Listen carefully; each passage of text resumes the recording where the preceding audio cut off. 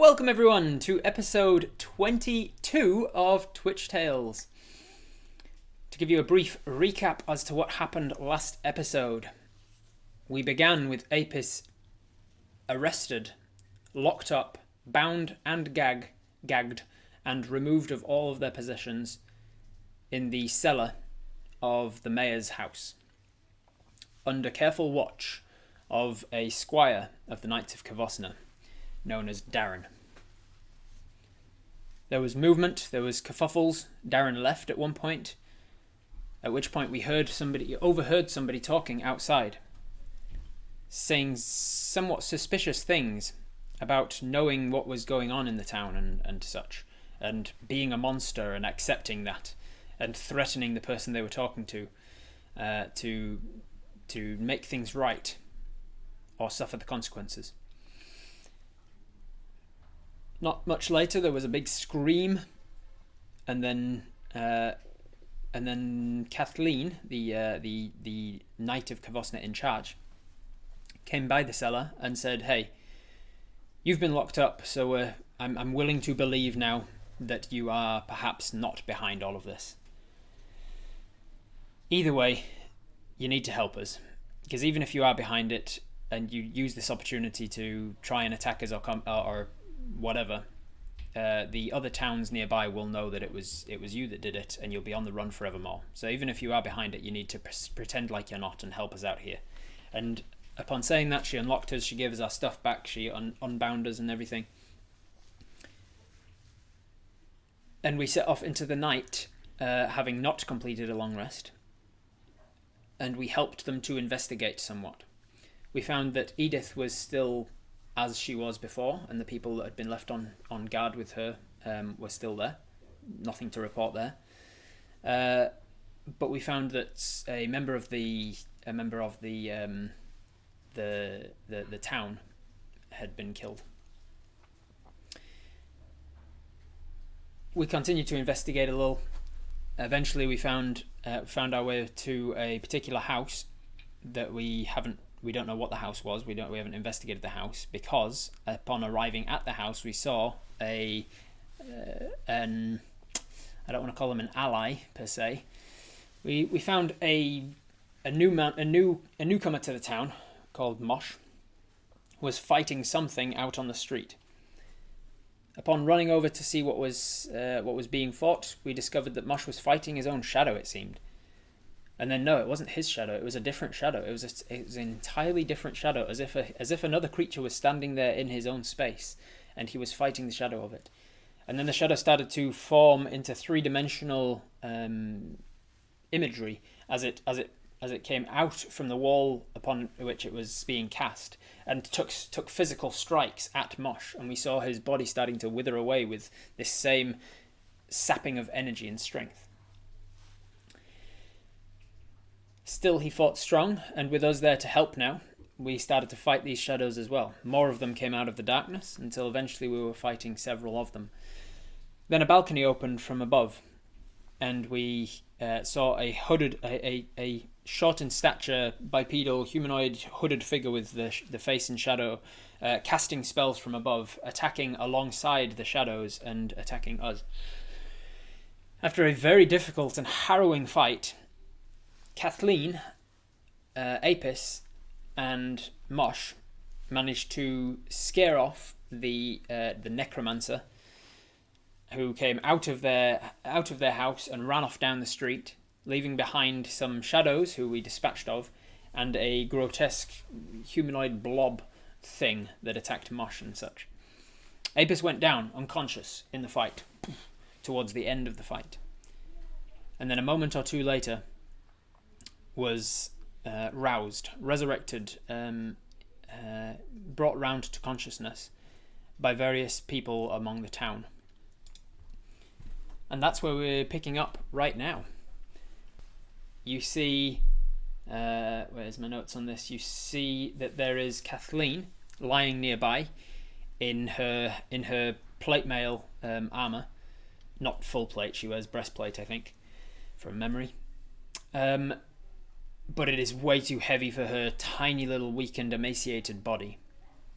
During the shadow fight, we saw and felt firsthand the shadows grapping us round the throat and arms, and everywhere they touched us, our muscles seemed to seep away, as if a punctured balloon and the water's seeping out of it, until all that was left was our skin and bones and sinews and tendons, as it sucked away our muscles. Kathleen got very nearly killed by such an effect, brought down to a very weakened state, weak enough that she couldn't even hold her sword and armor up anymore, and she's now collapsed under its own weight.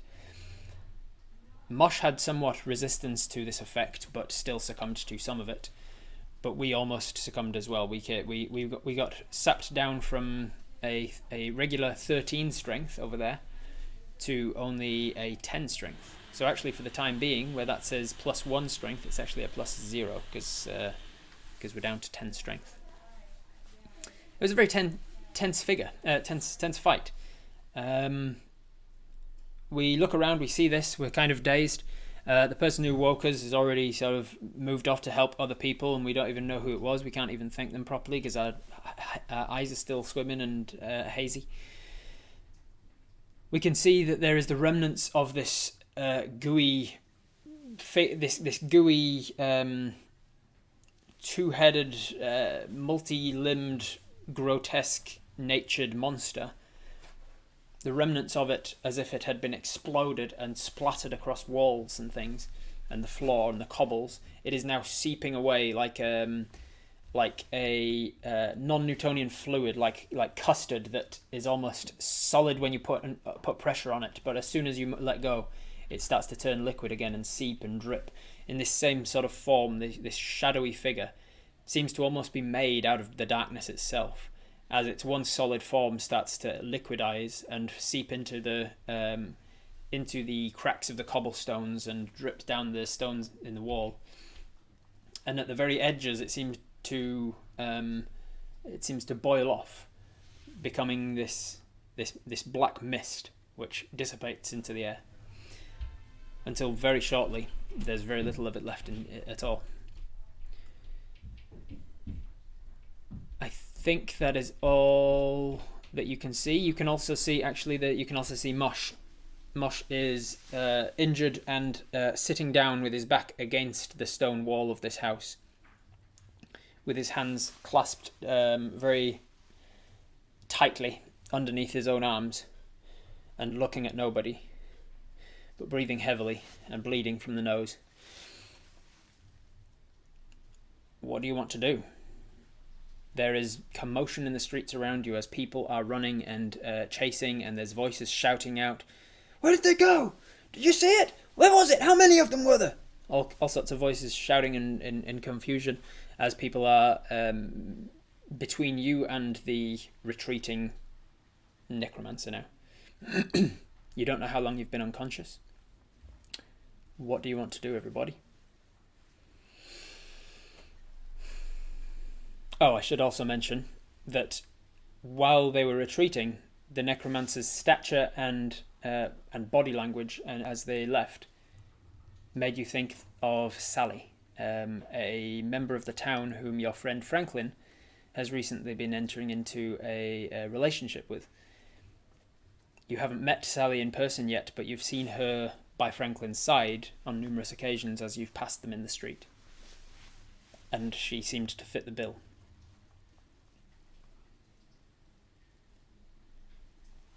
Who rescued us? We're not 100% sure. We were kind of dazed as they came round. We just heard voices and kind of pieced them together, and in that echoing sort of fashion, who felt tapping on the face and checking of the neck for pulses and things like that. And then it seemed as soon as they realised that we were still alive, they moved on to try and check Kathleen as well.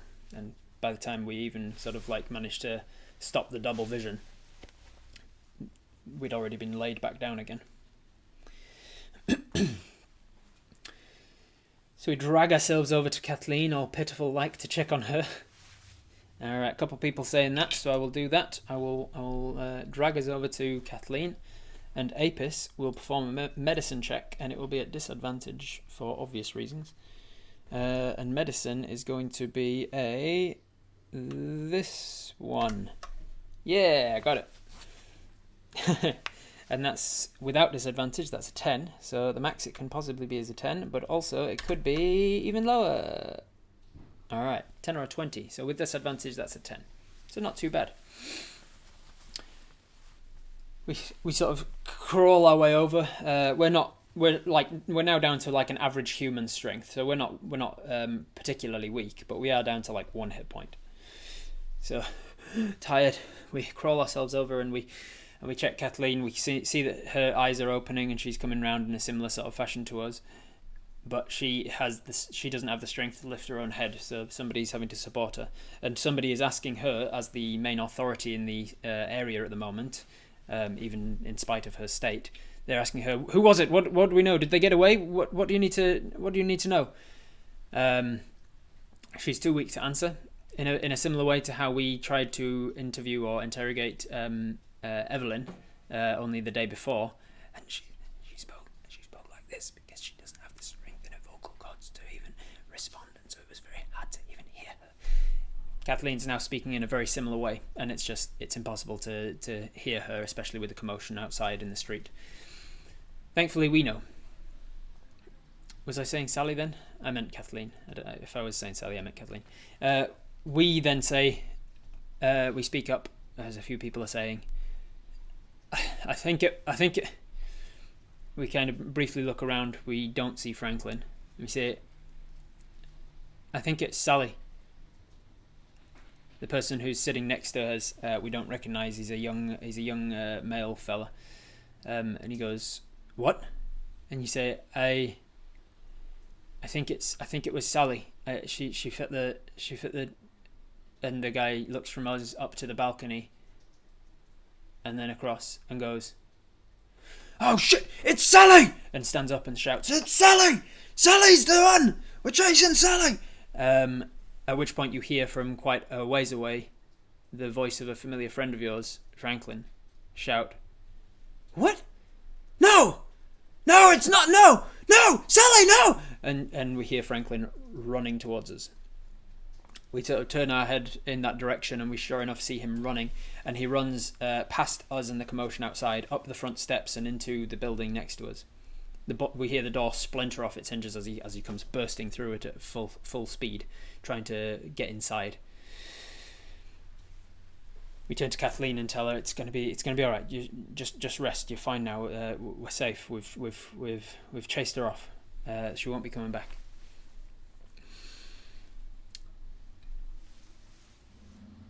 Is Franklin okay? He walked off with Sally in the night. Well, he's still around, it seems. Get Kathleen's armor off her. Yeah. So we start to unhook the clasps that hold her blue cape on. Red cape for her because she's a Wolverine. Is she? No, she's a badger, so it would be a blue cape. Yeah. We'd start to unclasp her blue cape from her shoulders, and seeing that, the fella that's assisting us looks back down and sees the what we're doing and starts to undo the gauntlets and take those off. She doesn't have the strength to respond in any way, even if she wanted to. Have we got a health potion? Yes, we do. Yep, health potion down there if you want to use it. However, they're relatively expensive to replenish, so now might be a good time to use it. We do know, I should make very clear to you, that Apis has done healing on a victim of these shadows before, and does know that healing itself doesn't work.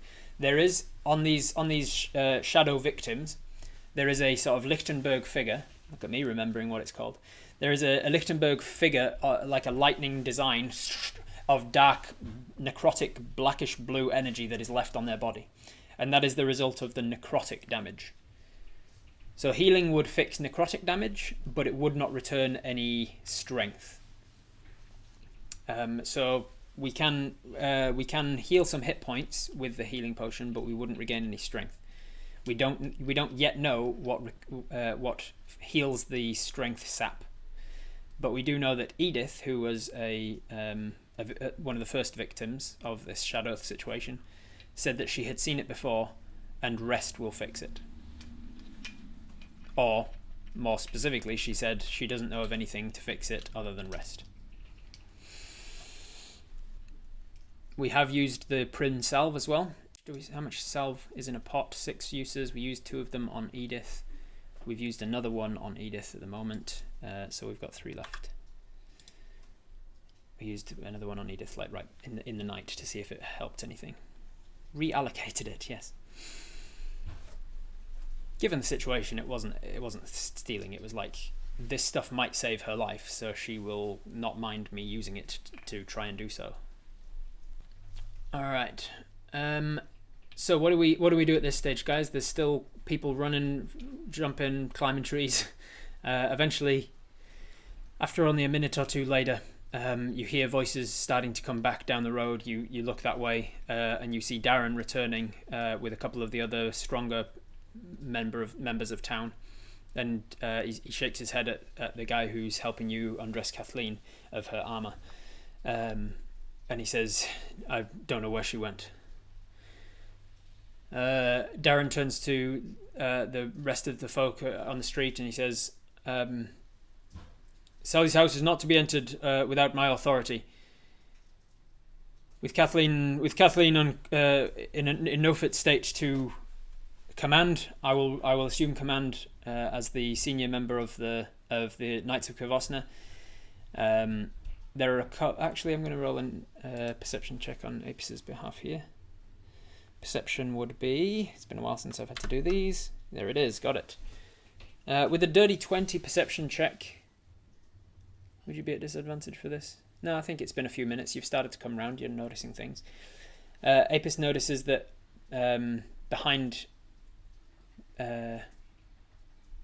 Darren, as he says this, is one of the stronger members of town.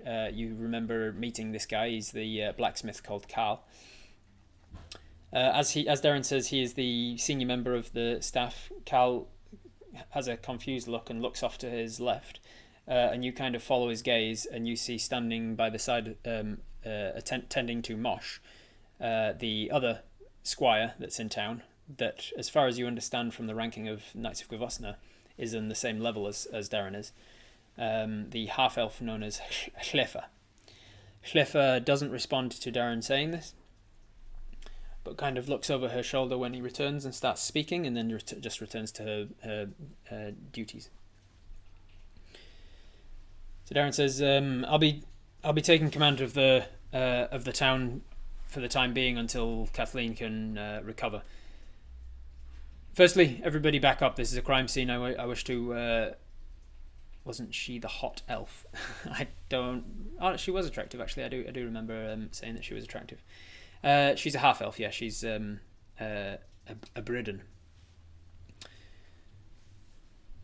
It was Carl. Carl. Yeah, never go easy with the spellings. Carl. There's always some silent letters in there in fantasy stories, right? So Darren is back. Schlefa's dealing with Mosh, it seems, but she's far enough away that we can't exactly hear what's going on, especially with all the other commotion around us. Darren has ordered everybody to get back away from the evidence on the street. Meanwhile, Franklin is inside what, from context, you now assume to be Sally's home. What do you want to do, guys? And for context as well, it is still the middle of the night. It's like 2 o'clock in the morning or something at this stage. Maybe a little later, maybe 4 in the morning or something. Apis would appreciate a nap. Apis probably would appreciate a nap, very much so. But there's quite a lot of adrenaline in Apis' system right now.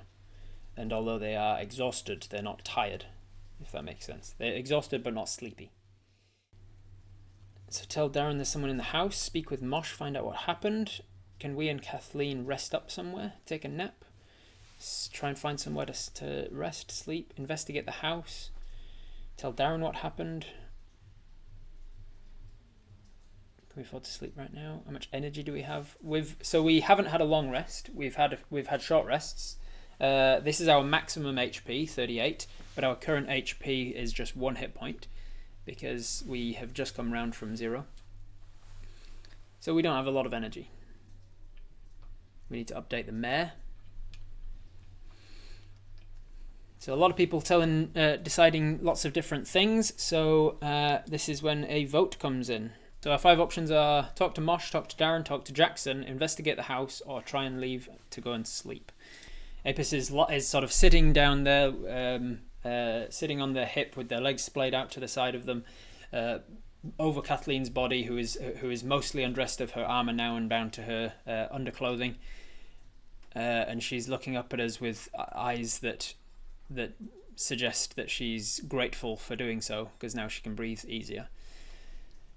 Her hand that is now relieved of the weight of her armor and gauntlets comes across her chest and grabs you by the hand and kind of like squeezes just very lightly.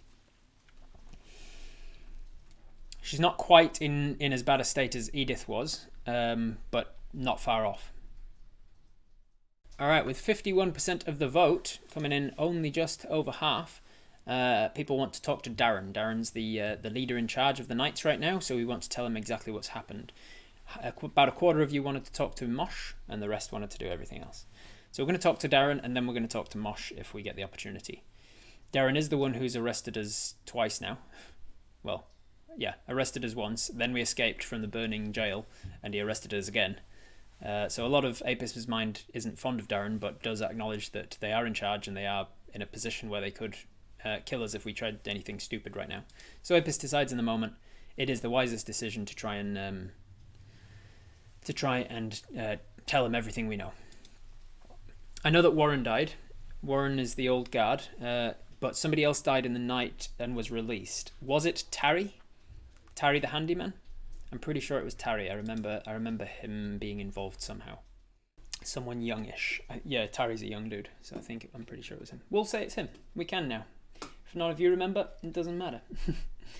That's the problem. Like in D&D normally, like in one of my home games, I can very quickly gauge whether anybody remembers the name of the dude, and if nobody does, I'll just make it up now. I'll make sure to take a note, and it doesn't matter if names change. But in a thing that's literally recorded and put on YouTube, when the NPC names change, I have to go, God damn it, I have to come up with a reason for that now.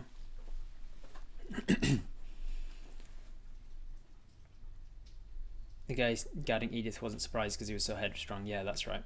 Yeah, it was definitely Tarry then, because Tarry was a headstrong dude. All right, I'll move him into the deceased area then. There we go. And they burned his body, right? They took him to the funeral pyre that had only just been used for burning Warren's body. So Darren starts to walk over to Kathleen and us. He dismisses the young fella that's with us that we hadn't met before and don't know the name of. And then he turns to Carl, the blacksmith, and tells him to go and guard the steps up into Sally's house. Make sure nobody goes in there. As he says this, we say, Franklin just went in. I don't know if you know, but and he goes, oh shit. Carl, Franklin's inside. Let him do what he needs to, but keep an eye on him. And Carl says, right, yeah, and walks up the steps. And he turns and says, you, what happened? And we say, firstly, and then it's over to you. What do you guys say? What do you tell?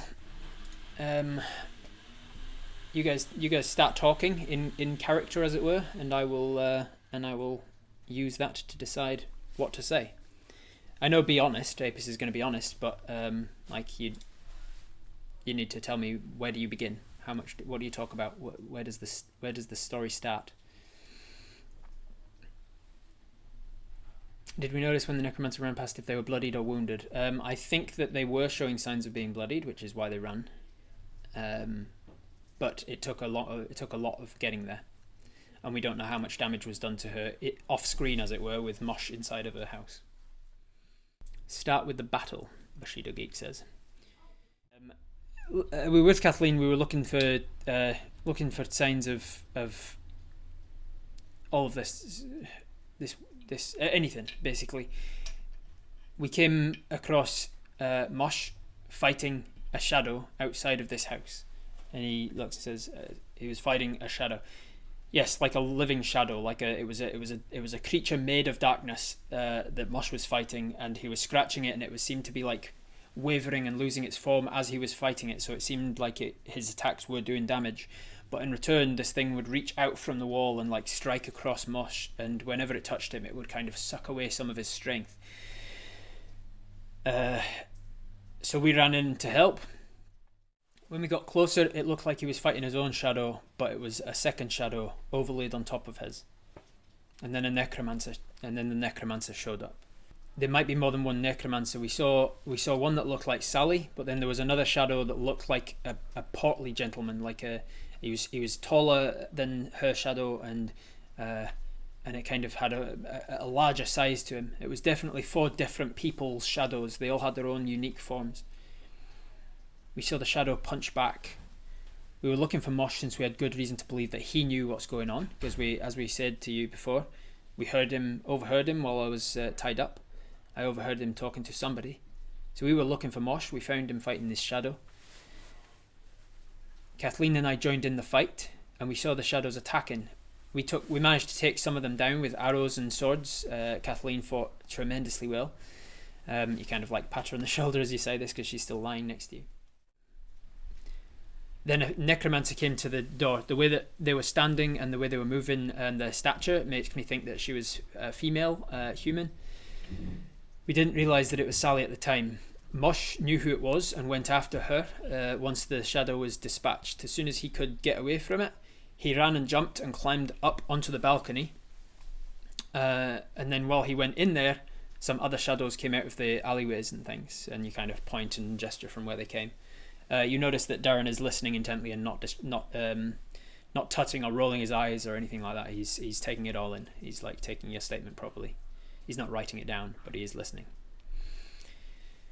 So Mosh went into the house. More shadows appeared and attacked us. Kathleen continued to fight very bravely despite losing some of her own strength, getting attacked herself.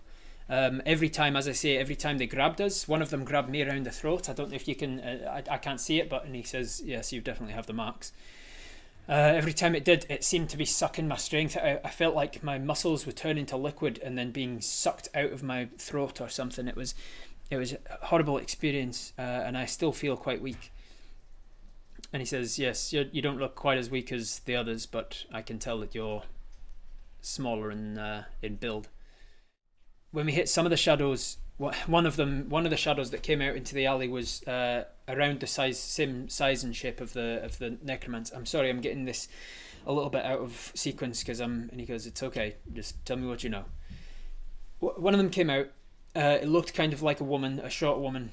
And when I attacked her and she took damage, she was hurt. There was a scream from inside, almost like it was connected.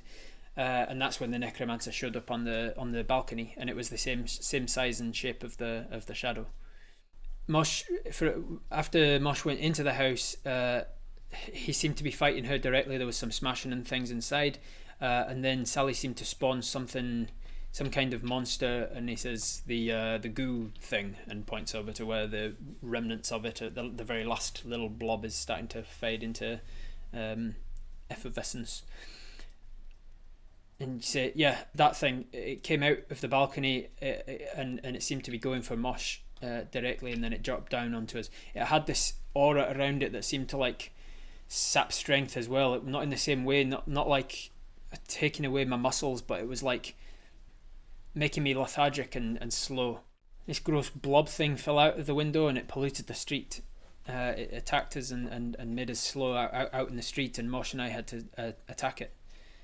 So Mosh was back outside by that point? Yes, Sally then ran out the front door, and I say Sally, the cloaked figure, and he says, why do you think it was Sally? And you say, I've seen her a couple of times now. I've seen her a few times out in the street and things, and it had the same sort of stature. When she passed by the street lamp, and you point towards the street lamp, the one that wasn't extinguished by one of your arrows.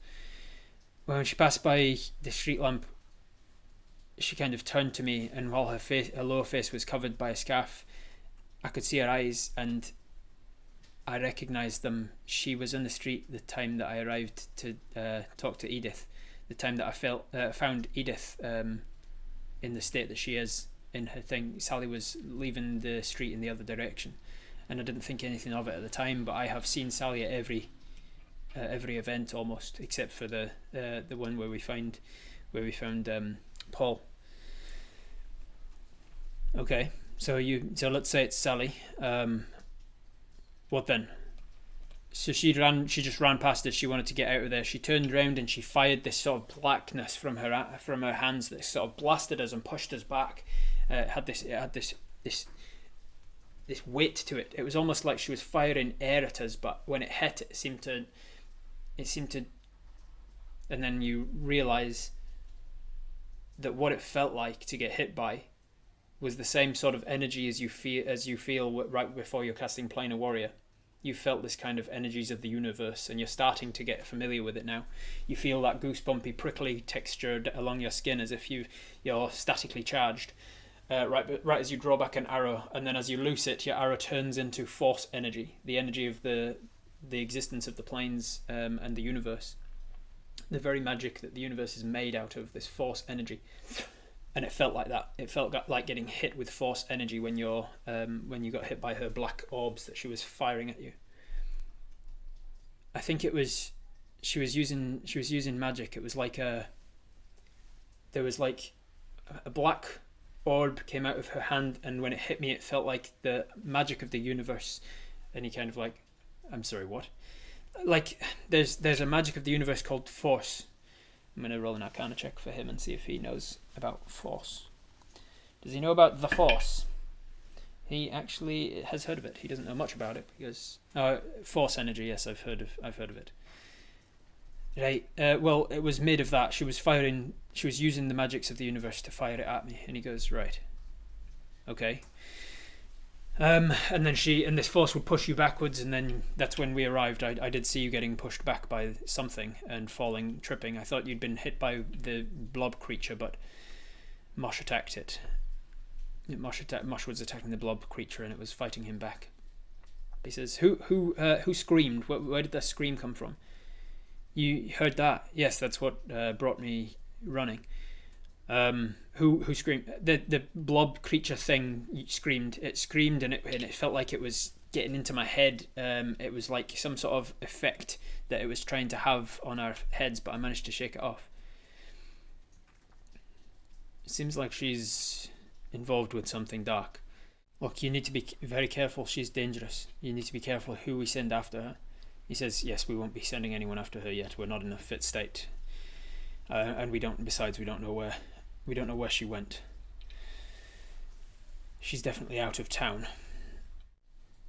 Remind him that you yelled out for help as well. Yes, we also called for help. He said, "Oh, yes, I thought there was a lot of commotion. That's why a lot of us started to run."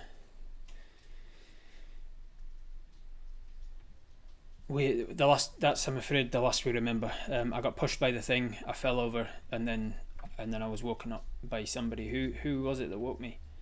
And let's see, who was it? He says, I don't know, I'm afraid. I probably Paulette. Paulette, you would know, is the maid/server at the Lucky Loot. She works for Gretchen, and she's a human woman, quite elderly, probably like 50s or so, which in today's real world is not elderly, but in a fantasy world set in like the Middle Ages, 50 is quite getting on there for a human. So we've given our full statement to Darren now. How's Mosh doing? You kind of gesture over, and there's still low conversation happening between her and him, Cliffer and Mosh. How's he doing? And he says, I don't know. I haven't checked him yet. Cliffer's dealing with him, but I'm sure he's fine. He looks like he's dealing with it, and he's not succumbed to the thing in the same way as Kathleen. Our primary focus needs to be on getting Kathleen help. Do you know what will fix this? And you say, well, all I know is that what Edith said is that rest is helpful. Like Edith's resting, and she said that should help. Hopefully in the morning she'll be able to tell us more. Right. We need to ask Mosh if he knows where Sally would go. I think he heard them talking when we were in the cellar. All right, so we've spoken to Darren now. He is now moving his attention onto Kathleen and specifically to getting her help. He calls. I'll say at this point. At this point, you hear the door open and you turn to see the steps coming down the steps. Franklin and Carl. Carl's kind of got his arm around Franklin's shoulder, and Franklin seems in disbelief and confusion. And then he sort of walks over to you, and Carl lets him go. He walks over to the two of you, and says, Where is she? Where's Sally?" And Darren says, "We don't know yet, Franklin. We're sorry to say we think that she's responsible for this." And Franklin immediately, no. He said, we'll investigate. I think it's important that you go home, or go back to the tavern at least. And he says, no. If Sally's out there, she's in trouble. And he kind of like looks in the direction that she left. And Darren stands back to his feet and says, "Franklin, don't go out there. If you go out there looking for her, even if she is in trouble, you'll only be putting yourself in more trouble. This is a direct order, Franklin. You will not go looking for her, understood? We will all look for her when the morning comes. I promise you." And Franklin says, "By morning she could be dead." He says, "Franklin, Apis saw her leaving. That is her house, is it not?" And he says, "Yes, but that doesn't mean..." And he cuts him off. "Franklin, Apis saw her leaving." He turns to you. "What are you saying, Apis?" You stand to your feet as well. I'm not saying I know for 100% sure." And he turns back with that being enough. And see, he does. Apis doesn't even.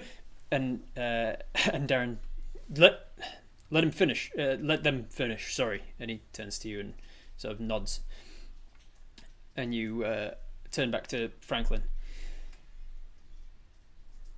"The person who left Sally's house had the same stature and build, and the same eyes.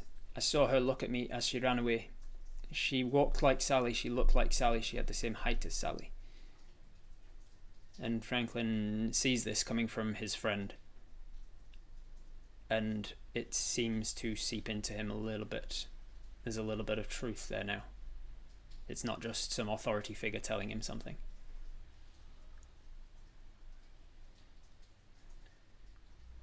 She wouldn't though. She must be in trouble. Somebody's making her do this or something. That she can't be responsible for this. And Darren says, "And I hope you're right, Franklin, but now is not the time. Whether she wants to be responsible or not, whether she's working for some higher power or not, whether she's doing it under orders or not, she is somehow involved in this. And we will find out in the morning. We will investigate. We will search, track her down. We will find her. Okay, one way or another, we will find her." And Franklin's sort of, she's so sweet. She can't. She's. There must be something. And he turns to go back into the house. And Darren says, wait, and he goes after him. And the two of them walk into the house together. Leaving us with Khlefa, who's now standing and watching all of that go down in case it turned into an altercation more than just an argument. She now wanders over and says, "Carl, isn't it?" And he says, "Yeah, that's right." And she says, "Kathleen needs a bed. Could you please?" And he says, "Oh yeah, of course. I'm sorry." And he bends down and helps Kathleen to her feet, and she puts her arm over his shoulder, and he puts his arm around her waist. Being a blacksmith and a Fletcher, and working with his muscles every day, he doesn't find it tricky at all to be her crutch as the two of them start to walk off. He even grabs the majority of her armor.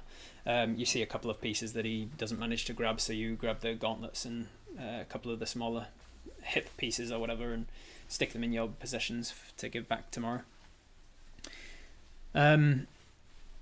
So what now? We've got Mosh and Hliffa left on the street with us. That's just the two of them. The remains of the shadow and the remains of the goo monster have completely disappeared. There is just any blood that happens to be out in the street, and Mosh still sitting down by the wall with his head hanging.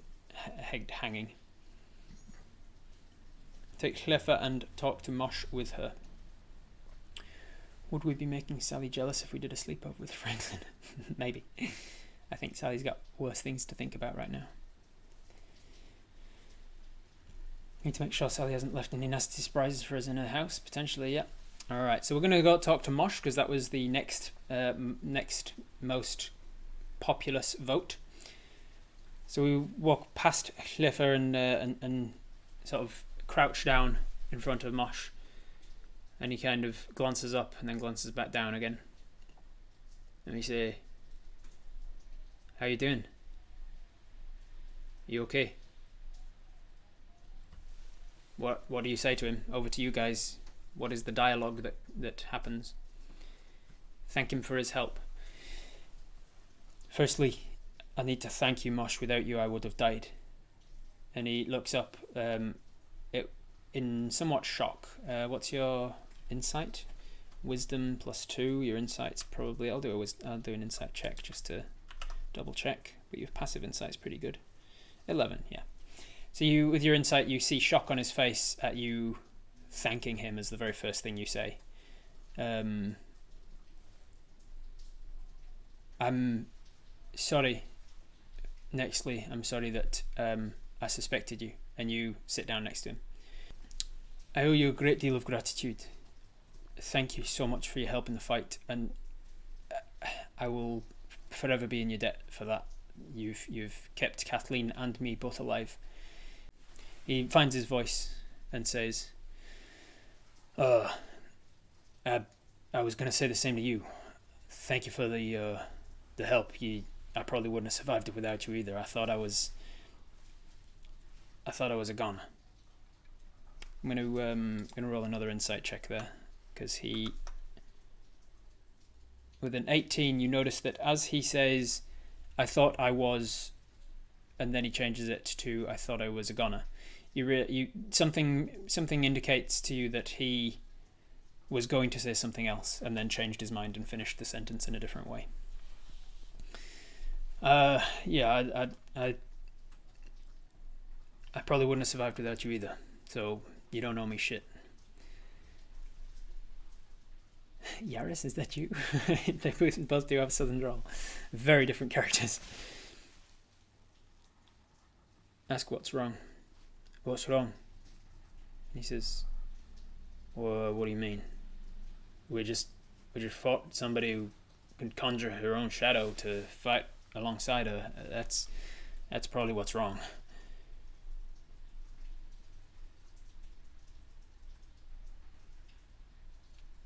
He doesn't say anymore. He doesn't offer anymore, rather. Are you okay? Is there any way we can help? And he says, I'm as okay as the rest of you are. I'm in no state like... And he nods in the direction of the now retreating Kathleen. I'm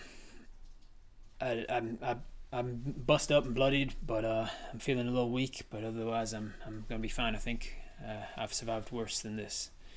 And he kind of looks off into the middle distance as he says that.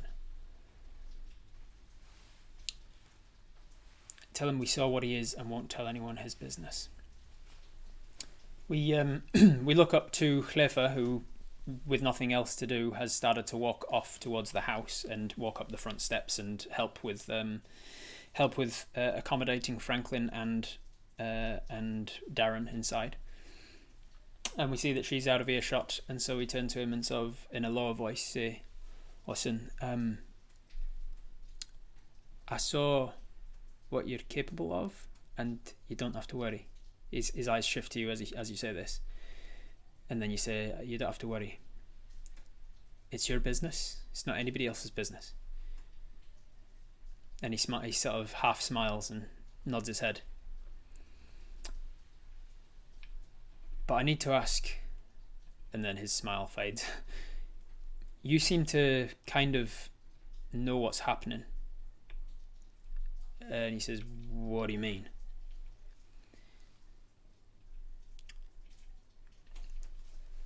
I heard you speaking to somebody while I was chained up. What? I heard you speaking. He says, I don't know, when were you chained up? I was in the mayor's cellar. And his eyes go wide in fear. And you say, oh, did you not know what Darren asked you to guard? And he sort of goes, no. He was asking you to guard me. I was in the cellar. And I heard what you were saying. And he goes, listen, I need you to know I'm not behind this. Why? What do you know about it?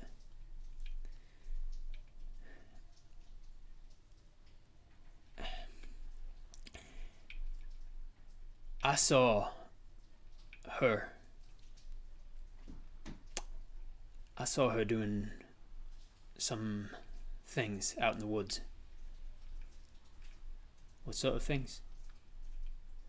This is difficult for me to talk about. And you say, why? What is it that's preventing you? She has something on you, right? Yeah. So she saw you doing something, you saw her doing something, and then you kept your mouth shut about each other. I'm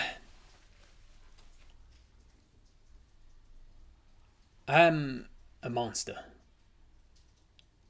And I've been a monster for a long time now. And there's some parts of that I can help, and there's some parts that I can't. And she knows what I am, and if it was to get out what I am, it's a first-class ticket to either the gallows or being on the run from yet another town. Right? And what was she doing? I saw her kill some chickens. Slit their throats? Yeah, she was the one. So she broke the chicken coop? Yeah, she broke the chicken coop. Did she kill the cow and the sheep? And he goes, yeah, oh, well, she killed the cow. I killed the sheep. Right. You're going to have to talk more about this. And he kind of looks above his head to where the balcony is, and the doors were still open. And he says, I'd really rather not talk about it here.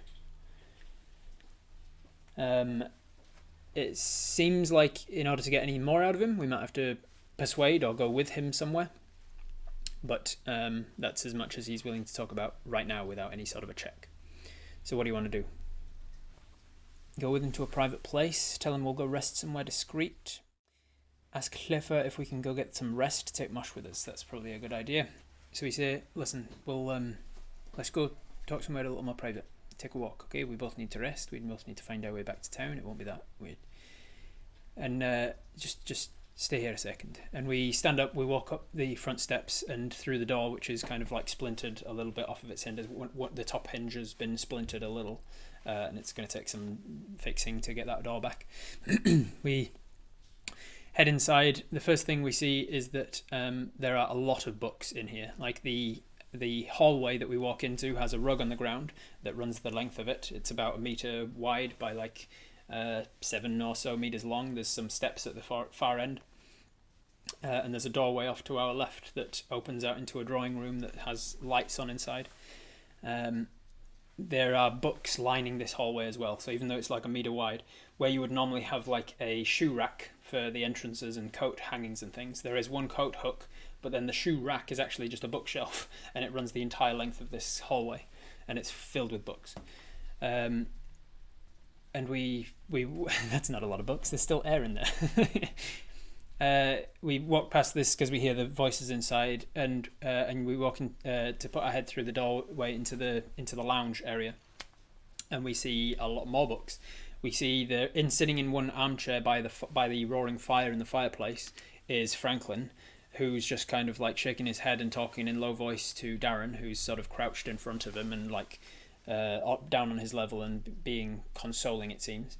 While Clifford is it would be the other way around. Clifford is the more consoling one.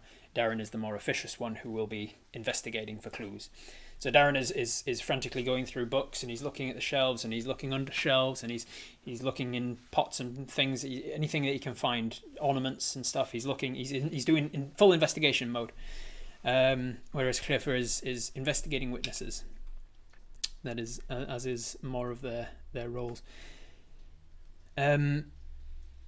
We don't want to interrupt too much, so we say, listen, you've got my statement, you've got Mosh's statement, we both really need to rest. Can we? And Darren says, no, wait, we need to talk some more. And Clifford says, that can wait, Darren. And he says, no, I need to. And she stands up and says, Darren, it can wait. I've talked to Mosh, you've talked to Apis. We've got everything we need from them right now. We can finish the investigation here. He turns to you and says, just don't leave town, okay? Just make sure you're both safe. I'm glad you're both safe. And then he goes back to doing what he's doing. We nod and turn and walk back out of the house. And we walk back down to where Mosh is standing at the bottom of the steps now. And we say, just walk with us, eh?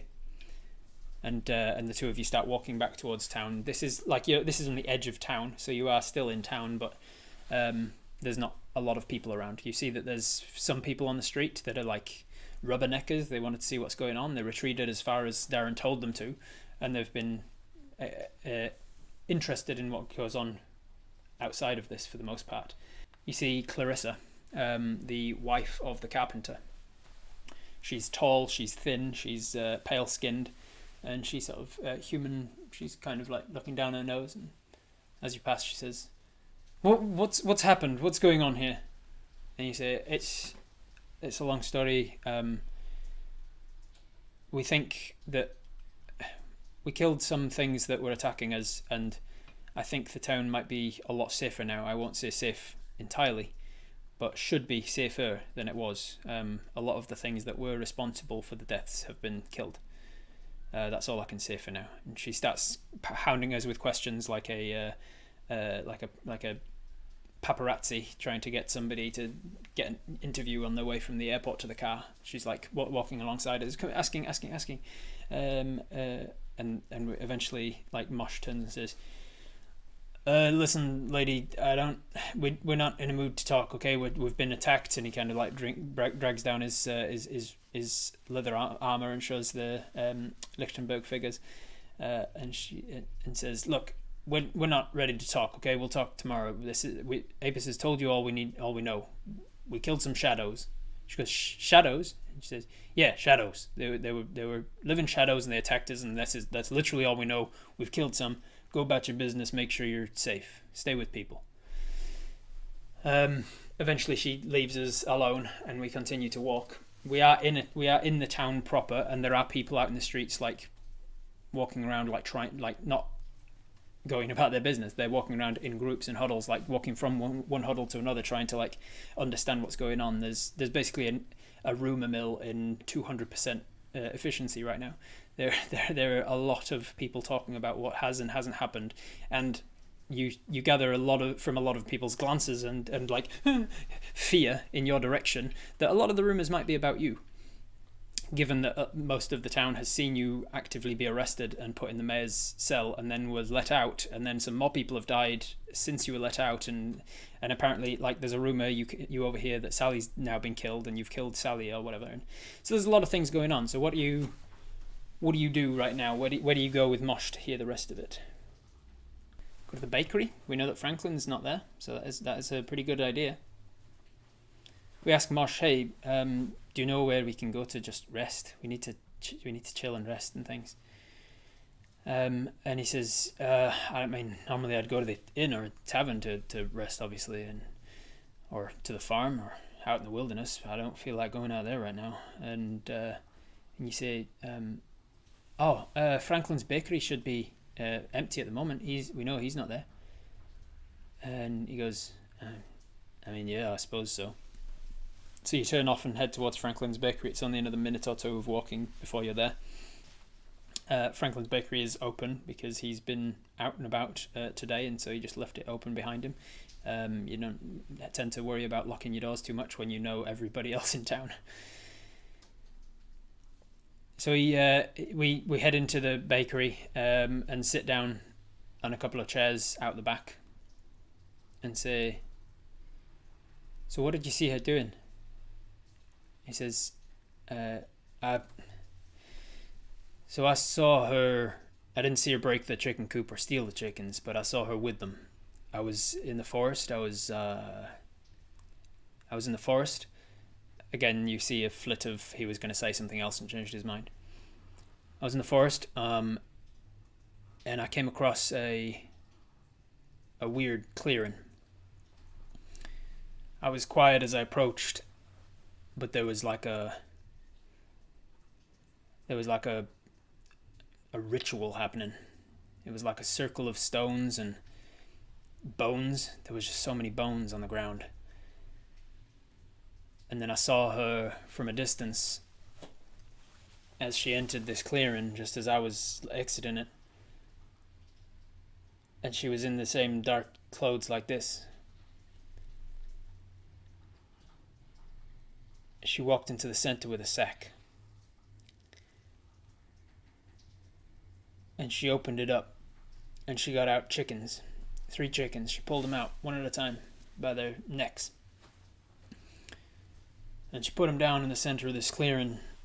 And they just stopped. They were clucking and squawking and doing what you do if you're a chicken getting caught by some sort of predator. Trust me, I know. And then as soon as she placed them down in the center of this stone circle, they just stopped. They were just infixed. They still like moved. They were still like moving around and things, but they were just not freaking anymore. They were captivated. She put all 3 of them down, and then she got out a knife. Small knife, maybe like yay big, and she does like it shows you like the size of a dagger or so. I could see from the tree line that it was like encrusted with daggers and shit, like encrusted with gems and things. And then she started to speak. I didn't understand the words. Even if it was words, it didn't sound like it. It was just sounds. It was noises coming out of her mouth. And then she drew the blade across their throats. And again, they didn't even move. Even as their partners were killed next to them, they didn't move. But that's not the thing that freaked me out. The thing that freaked me out is that they didn't bleed. It was blood coming out of them, but it wasn't blood. It was darkness. Shadow was pouring from their throat. And they still just kind of moved their heads as if they were still living. Until one by one, they got weaker and weaker. And then they just collapsed. Completely drained of blood, but otherwise unhurt. But the pool of shadow that had come from their throats, it didn't disappear. It was separate to the darkness around the forest. It pooled around her feet, and it extended. It extended out until it formed sort of I can only describe it as like a covering for her own shadow. It was a middle of the day, pretty much, not shortly after noon. And so there was quite a bright sun in the sky, casting shadows from the canopies above. And her own shadow mingled with this darkness that came out of the chickens. And then she left. She just turned and walked out. But as she walked out, her shadow didn't. She cast no shadow anymore. her shadow got up, off of the ground, lying flat like she was, and then stood up from the ground to stand straight like she was. And it walked alongside her, and she talked to it. And I was so transfixed by this weird thing that was happening that I didn't even realize they were walking straight my way. It's something like I'd never seen before. I'd never seen anything like it. And so I was trying to work out, what the hell have I just witnessed? And before long, they were right in front of me. And I suddenly had to leave. So I guess I went into a fight or flight kind of a response. And I'm not one to fly. So I did what I can do to defend myself. And I went into my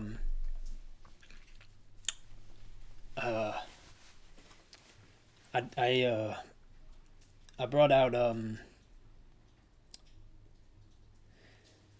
how much did you see from what I couldn't do? We saw you fighting with open hands, and your hands were animalistic. They seemed to be tipped with claws. It was very canine. And he says, right.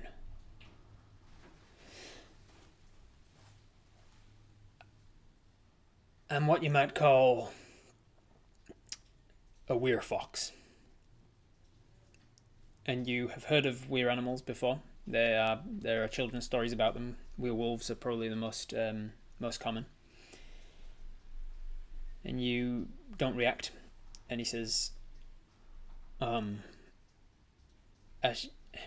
you should know you're not in danger. I can control it when it's not a full moon.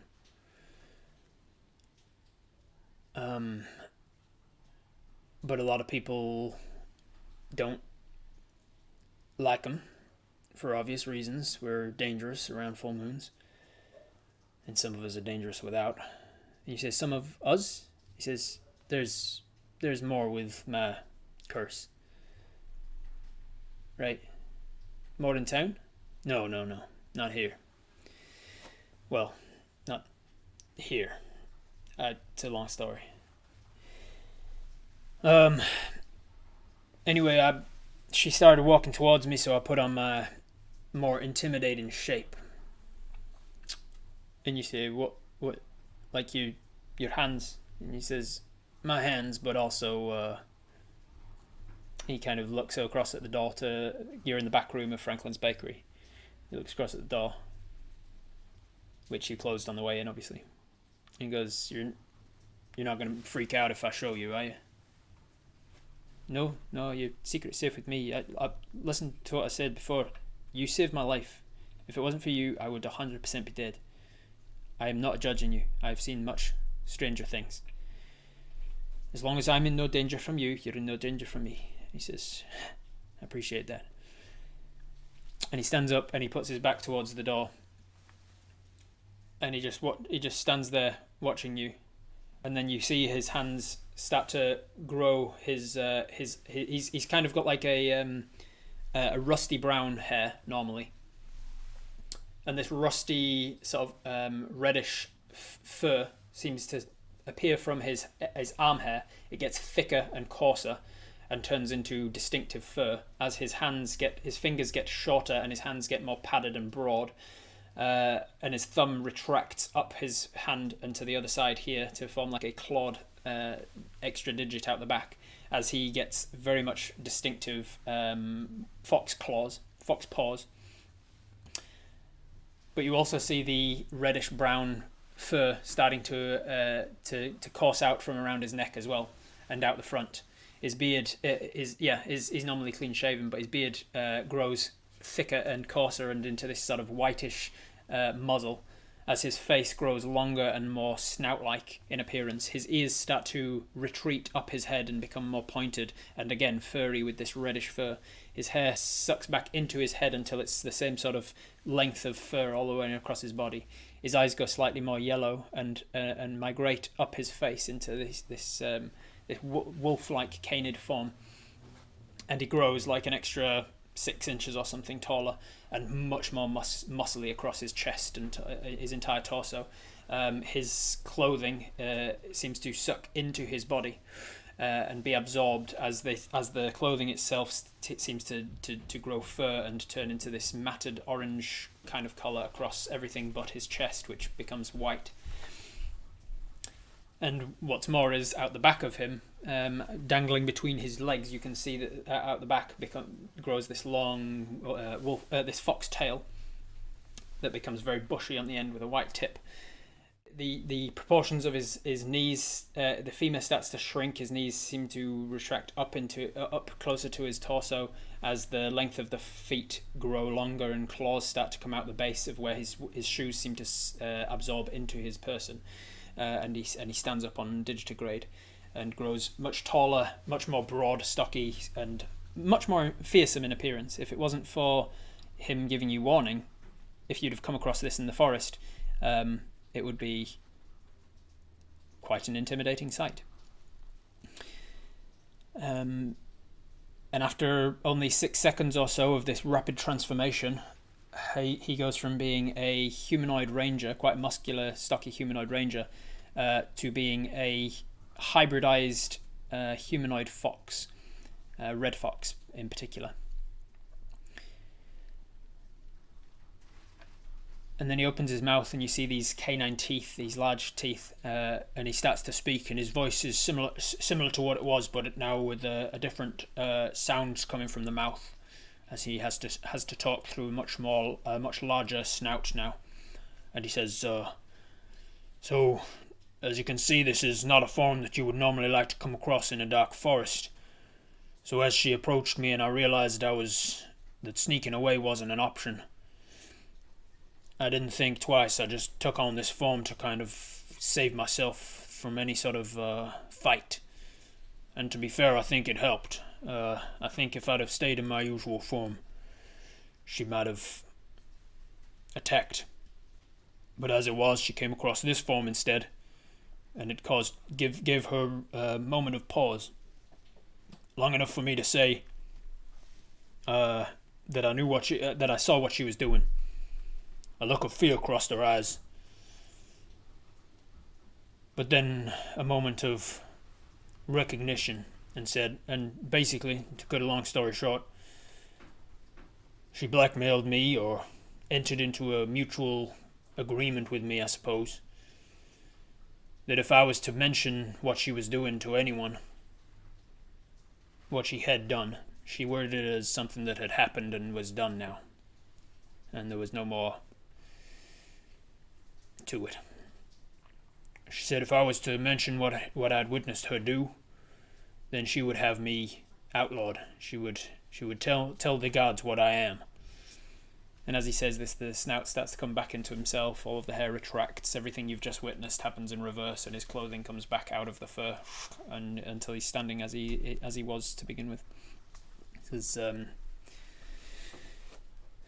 don't know if you're aware or not, but my kind is not welcome in most civilizations, and there is an active bounty on our heads. I'm forced to live in exile for the most part. I found Shadridge and thought it would be a nice place to finally settle down as long as I can keep my secret here.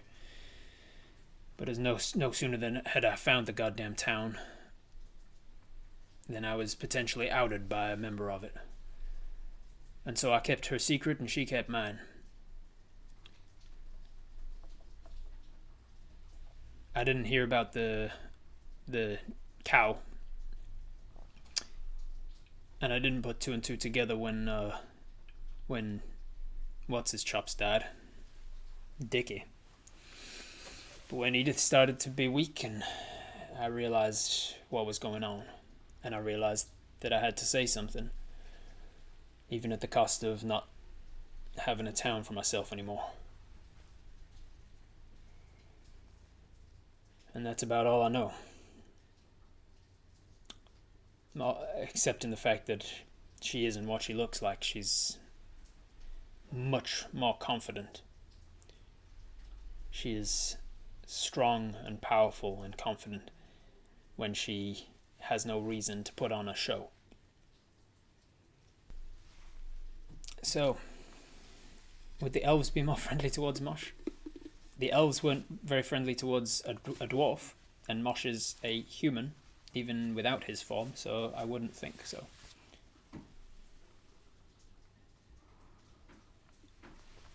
We already told people we think he's involved.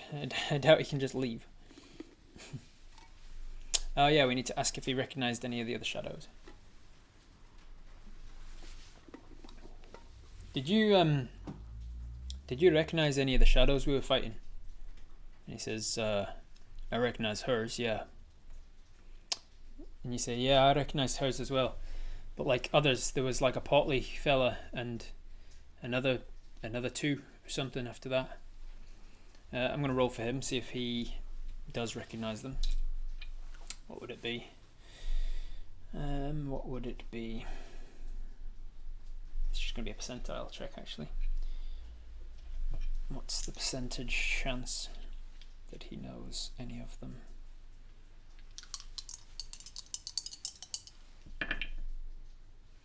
He says, nah, unfortunately I didn't. Just a big fella or a smaller fella. Something else, I can't even remember.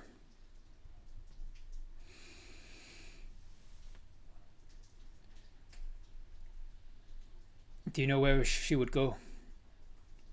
My first thought is that she goes back to the circle that I found her doing the chicken thing. But she seems too smart for that. She'd go there maybe to destroy it, so there's no evidence. But I don't know. She probably wouldn't stay there. She knows that I'm not keeping her silence anymore, I suppose. She might even send things after me. Kind of look around the relatively dark room that you're sitting in. It's obviously you've got a torch on. You've got a lantern of some kind. But there's still shadows everywhere. It's almost impossible to get rid of every shadow in a room. But he's kind of resigned as well. If a shadow attacks him now, then fuck it. He'll have to fight and might die. But there's like no point in worrying about it. There's very little he can do. You're both kind of knackered. Mosh could come with us if he has to leave town because of this. Yeah, potentially. Does he have a particularly good sense of smell with his abilities? Can he help us track her?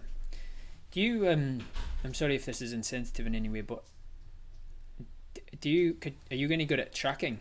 And he says, yeah, pretty good. You say, like, with your other form, does it give you a better sense of smell? And he says, yeah, it does. Could you potentially help us track her? And he says, yeah, I was already considering how to help without making it obvious what I am. I don't have a better sense of smell when I'm not in that form. So I could potentially help track where she went, but only if I can use that form without ostracizing myself, you know? Yeah. Walk into the town, check people's shadows or absence of. So you said, so she didn't have a shadow anymore. And he says, yeah, that's what I thought. It's one of the reasons that I recognized her in town after the fact, after I'd seen her in a hood. I already knew her stature, I knew her voice. I knew that she was a female human, I could tell that much from looking under a hood. But it wasn't until I was in the town and I saw her walking and I noticed she didn't cast a shadow that I realized that it was her. And we met eyes and there was an acknowledgement there. Her timid little girl who's a seamstress, and I'm new to town, and what's going on, and oh, this nice little baker's taken an interest in me, and isn't it wonderful that I'm in a relationship now. This act just dropped for just a split second as she looked at me and kind of this hint of a smile of recognition, and I was like, okay, we know who each other are now. We've got each other's secret. And for now it stays. This was before Dickie got sick.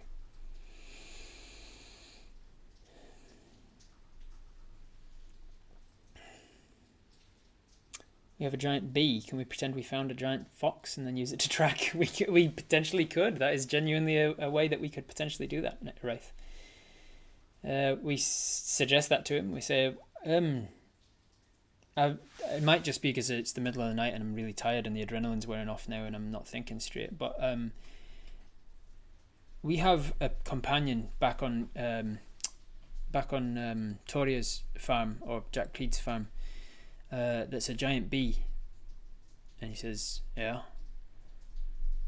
And you say, if we were to, can you go down on like all fours when you're like that? Can you make yourself look more like a fox? And he goes, not when I'm like that, but I can also do this. And with barely a moment's notice, he undergoes a very similar transformation as before, but now the neck structure and the spinal structure and the shape of the rib cage and hips, all the proportions of his body change, and his hands no longer resemble humanoid hands with fox-like claws, but instead go into front legs of a fox, and then in only a space of about 6 seconds or so, he becomes an actual red fox that's just a little larger than it should be. It's about probably 20% larger than a red fox should be, but is otherwise a red fox, quite muscly and somewhat intimidating perhaps, but still a fox nonetheless. And he looks and cocks his head, and you're like, wow.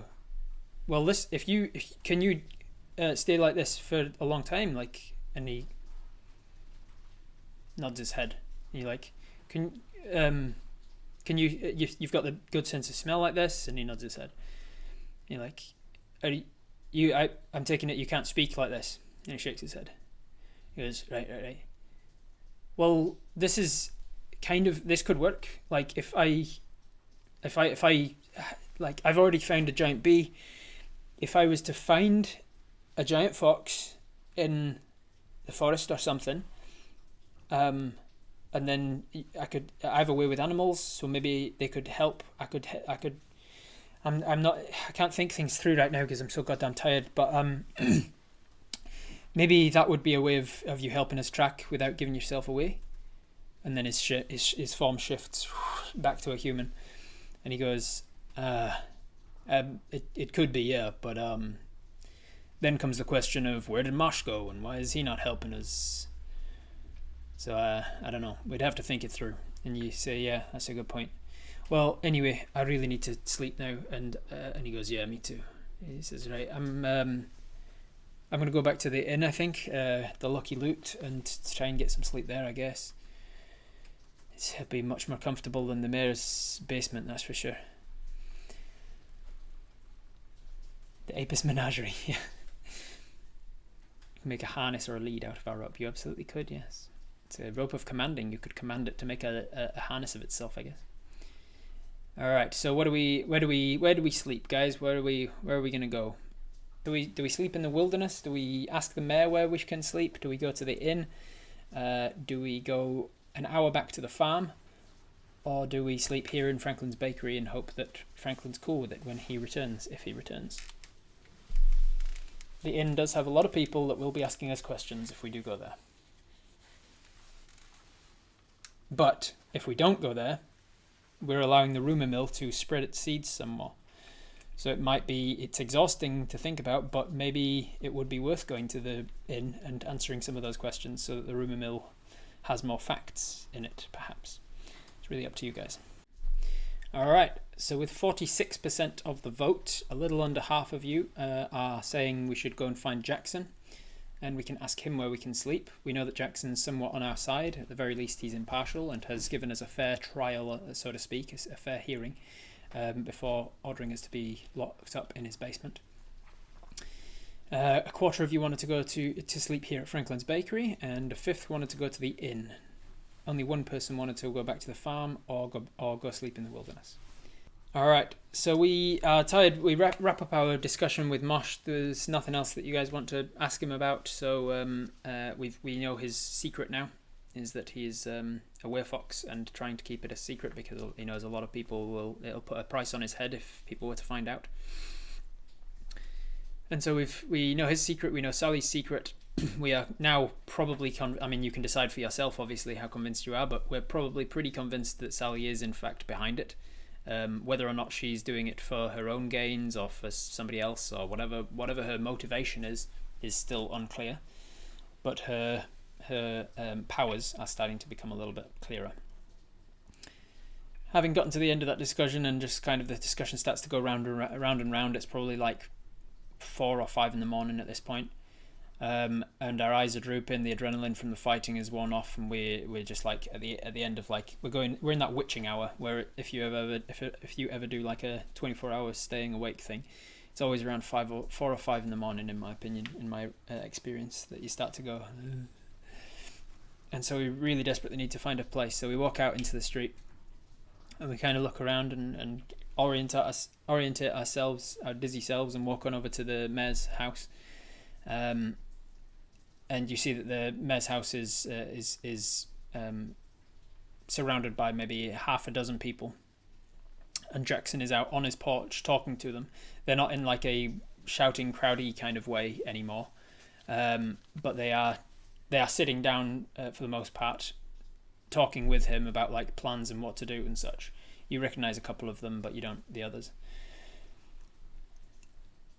And we say, we approach and Jackson, and he looks over and there he is. Apis, we were just discussing where you'd gotten to. How are you doing? Are you feeling all right? What's going on? Can you come, sit down? And he gets up and offers you his own chair. You see a couple of people with distrusting kind of looks as you approach, but nobody says anything.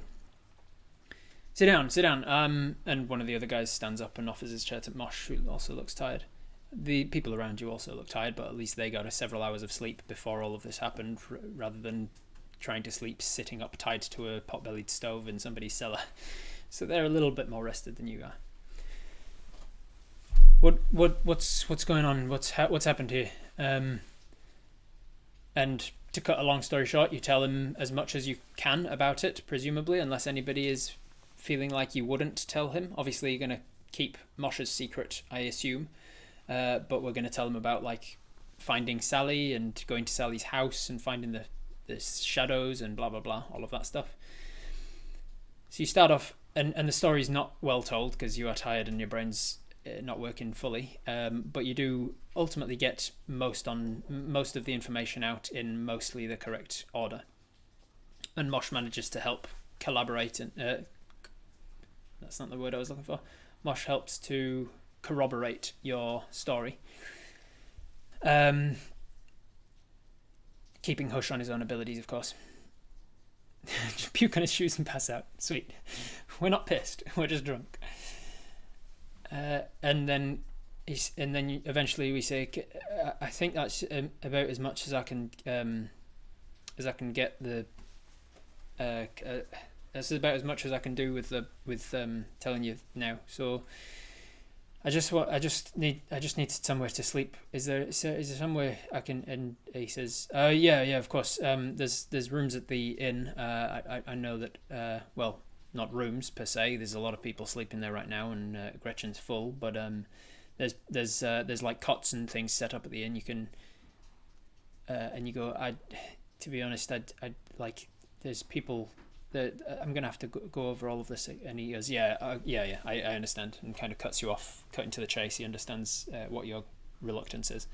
He goes, you can stay here. I've got a spare room. Do you? And he looks across at Mosh and says, you need a place as well. Moss, was it? And he goes, Mosh.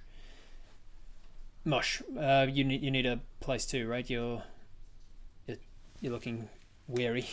You can there's I can get a second cot out. I think I've got some towels or something I can put on the ground to make it a little. And you say, I've got a bedroll. It's fine. He goes, right. Let's get you inside. At which point, who would be there with him? It would probably be. Let's have a look. Let's see. They're all dealt with. They're accounted for. William wouldn't speak up. Who would be there that would speak up? Nobody actually. They're all accounted for. Nobody named anyway would speak up. So there's a fellow that speaks up, but he's not somebody you've met before. He goes, Jackson, don't you think that's? And Jackson says, no, I don't. And he's usually quite polite in your experience with him. He's quite polite and quite accommodating. Doesn't shut people down as much as you see him do here. He puts a very firm stop to a line of questioning that he could tell was about to happen, in a way that could be seen as rude, but is also just forceful and assertive in a way that reminds you why he was probably elected mayor in the first place, even though it's a position he doesn't necessarily want. He says, no, I don't. And then the guy thinks better than to talk back. And you say, thank you, Jackson. I appreciate it. And you wander on into his house. It's a very nice house. You've been in it before. It's made out of lots of hardwood that has been stained in a very reddish kind of way. The floorboards and the wooden pillars that are load bearing all go with the very nice decor of the carved wooden arches around each doorway from one room to the next. There's not a lot of doors that close in his house other than into the kitchen. Most of it is kind of somewhat open plan. But he leads you up a wooden staircase and onto a landing where he shows you a spare room that has a single bed in it and a chest of drawers and a standing mirror and a rug on the ground. And says, "I'm sorry that I only have one bed, but I'm sure you don't mind sharing." And before he's even finished his sentence, you've already dug around in your pack and you've got your bedroll out and you've laid it on the ground. We're about to start our long rest. We have had more than an hour break between starting the long rest and continuing it. So unfortunately, all of the long rest that we started before the fight and things broke out has gone to nothing. It counts as only a short rest. We have to start again from 8 hours essentially to get our long rest. So we are going to need to sleep right up till like noon in order to get a long rest here.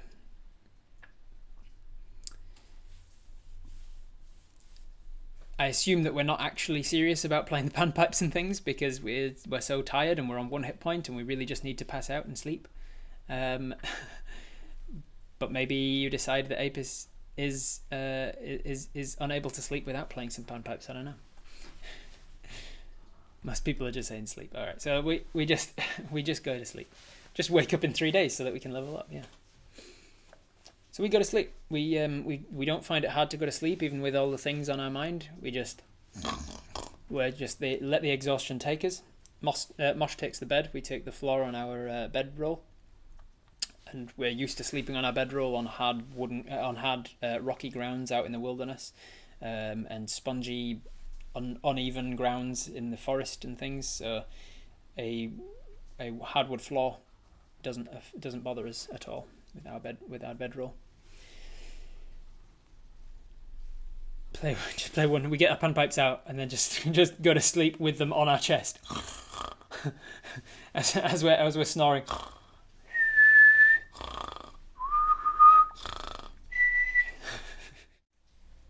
So, in the night, Apis has relatively few dreams that they remember. I'm just noticing these arrow numbers below here. Was I taking any of those off during the fight? I don't think I was I? I haven't really been keeping a track of arrows too much, but I'm pretty sure we fired around about 5 or so, I'll say. If somebody really cares, then they can comment in the YouTube comments below or something, and we can change that as needed, but I'm sure we're about down to there roughly. It doesn't really make a difference too much. So in the night, Apis has a few dreams that are more on the nightmarish side, perhaps, with the dangers that have been facing you over the last 24 hours, let alone the last week. And so it's like deep rest that's needed by the body, but for the mind it's a little unrestful, perhaps.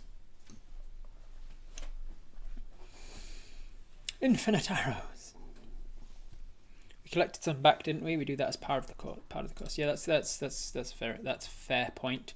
Let's say that you fired 5, but you got 3 of them back. I like to say that like 40% of them are smashed on impact, or the head falls off of them, or they're embedded in the person who then runs off with them, or for whatever reason you don't really get back all of your arrows. So you've lost a couple from every fight, let's say. And then before you know anything else, you are woken after only, well, you don't actually know how long it's been. It feels like only like 10 minutes, but there's light streaming in through the windows, so it must be later in the morning. You're woken by some noises coming up some wooden stairs of like 3 people's voices happening, and then the door opens, and that's the thing that really finally wakes you. And you kind of like look over, groggy and greary-eyed, and you see Cliff, Darren, and Jackson all into the room. And Darren says, "Yeah, I won't be long. I just need to clarify some things." Oh, good, you're awake, he says, and you hear some movement in the bed springs next to you as Mosh is rolling over as well, and sort of a groan from him. Listen, I'm sorry to wake you. I know you've had a long night. I apologise for that, but we've found some things that we need your opinion on. We need to know if either of you recognise certain things or know any more information before we go tracking this lady. He sort of crouches down next to us, and out of a satchel bag he brings out a wrapped parcel of sorts in a cloth wrapping. Ask what's the time. We say, what is it, early? And he says it's mid-morning. Did you bring tea or something at least? And Clifford says, I told you, didn't I? We should have. I'm sorry, we didn't. We're in a bit of a rush. Can we focus, please? He unwraps the thing, and he shows you a statuette. Seems to be carved out of black stone of some sort, and it is a hand. Let me just get this right. I'm almost certain it is. It is a hand covering a skull face. So he shows you this thing. It's probably about 8 inches tall, and it is a humanoid skull, and there is a left hand covering the face, like so, and it leaves the left eye uncovered. And he says, firstly, do you recognise this? I'm going to roll you a religion check. 22. You do recognise it. You recognise it. Why would Apis recognise these things, do you reckon? It is a symbol to Daesh. Daesh is a greater god of the death domain, whose portfolio includes undead and necromancy. Why do you think Apis would recognise this? You can help me out here. What in Apis's past has led to him recognising the symbol to Daesh? His mama tells a lot of stories, so maybe she's told stories of it. Their mama tells them lots of stories. Their whole village died, yeah, but that wouldn't explain why why they know the symbol. Coming to them in a dream last night, maybe. Reads a lot. They are quite knowledgeable, so with a +3 intelligence, that does indicate that they read quite a lot. Dealt with something in their past. I think maybe it's a no, Old Man Jennings did not have it. They are. It's a combination of their mum telling them stories when they were a kid. Their mum told them a lot of stories, mostly relating to fey creatures, but also occasionally on other things. And then also since then reading quite avidly as well. So at some point, Apis has seen this symbol in reference to the pantheon of gods, and Daesh is a god that is one of the new gods, not one of the old, and is hated by a lot of the other gods, and is reviled and revered. and is often outcast and has been destroyed on a number of occasions by the other gods, only to return again. So this is a symbol to Daesh, not Danish. You say, hey, that's Daesh, and he says, yes, I thought so. And he turns to Hleffer and she nods. Says, yes, that's what we thought. We wanted to see if get another person's opinion. It's spelt Daesh, Daesh. He says, right, and this one, and then he puts that one down on the cloth and gets another object out. This one is a stone, a black stone as well. It seems to be carved from the same stone or similar stone, but it is a pendant. It is a large. It's probably about, what's that? 2 inches across, 2 or 3 inches diameter pendant, just flat circular, and it's on a thin chain, a thin silvery metal chain. And the symbol is a circle around the edge, and on the inside is a skull, another humanoid skull. But this one, let me just double check my notes, make sure I'm saying it right. Yeah, this one is a humanoid skull. It doesn't have a hand over the face, but its left eye socket is flaming. It seems like not actual fire, but it's carved to look like there is fire coming out of the left eye socket. And its face on inside this circle. I'm going to roll another religion check for you to see if you recognise this one, which would be this one. Yep, religion. 9. We don't recognise it. We do not recognise this one. It's got similarities to the other one in the fact that this one has only its left eye socket showing, and the other one has only its left eye socket on fire. But with no idea, like we've never seen this or heard about it. He turns to Mosh. He doesn't recognise that one. And he says, damn it. This is the one that none of us could recognise either.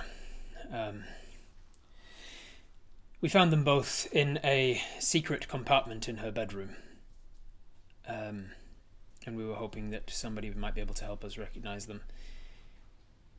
The next thing I want to ask is, do you have any notion as to where she might have gone? You mentioned that you heard Mosh speaking. Mosh, you were speaking to her, and you haven't had time to discuss what you were going to say when this inevitably came up. So what do you say? You did somewhat dob Mosh in it before you knew that Mosh was not one of the bad guys. You did tell the Knights of Gavosna that you heard Mosh talking to somebody who was responsible. So what happens now, do you reckon? He turns to Mosh and asks him, what were you talking about? How do you know the person? How do you know her? Blah, blah, blah.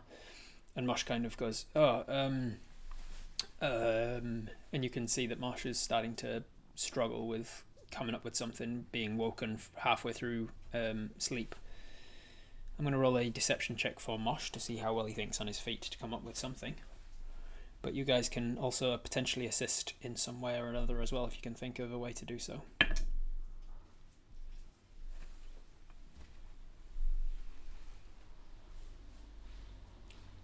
Okay, so no reason Mosh can't explain what he saw. Act like he didn't turn into a fox. He could have stayed hidden. Potentially, yeah.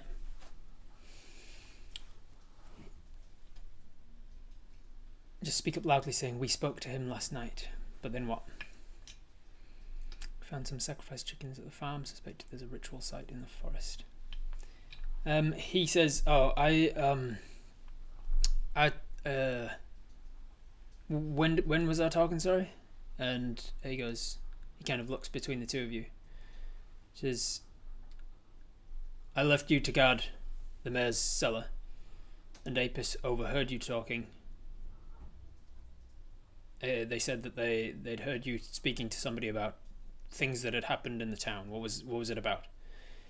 He goes, right, yeah. I was speaking to Sally then. She'd been acting kind of shifty, and I'd noticed that when something that when they brought the body in of what was the young fella called that worked for the Knights? And Darren says Warren. Warren, yeah. when they brought his body in for the funeral pyre, she had the kind of smile on her face and sort of walked away from the fire a little bit. I noticed her taking Franklin off to the side as well, like he was. Is he all right, by the way? And Cliff says he's been better, but he'll still get through this. And Darren holds his hand up and says, "Don't change the subject, please. You noticed her acting shifty?" And yeah, I noticed her acting shifty. Kept an eye on her after that. And then when the funeral pyre was lit, I noticed that behind her was no shadow. And then she disappeared away from the fire again. She didn't take Franklin with her this time. So I followed her, and I confronted her and said, "Hey, what do you know about this situation? You seem to be acting shifty to me." I can't remember exactly what I said, but that's basically the gist of it. I was confronting her at that point, and I noticed that she was not exactly denying it. There's a moment of pause there as he tries to like conclude it and leave off. And Darren says,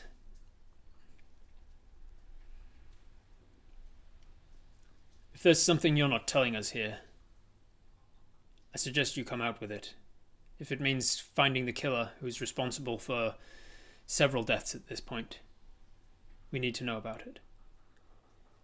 And Mosh says, "I will gladly tell you everything I know. I'm sorry if I'm feeling a little muddled. It's because you just woke me up. I'm still very tired."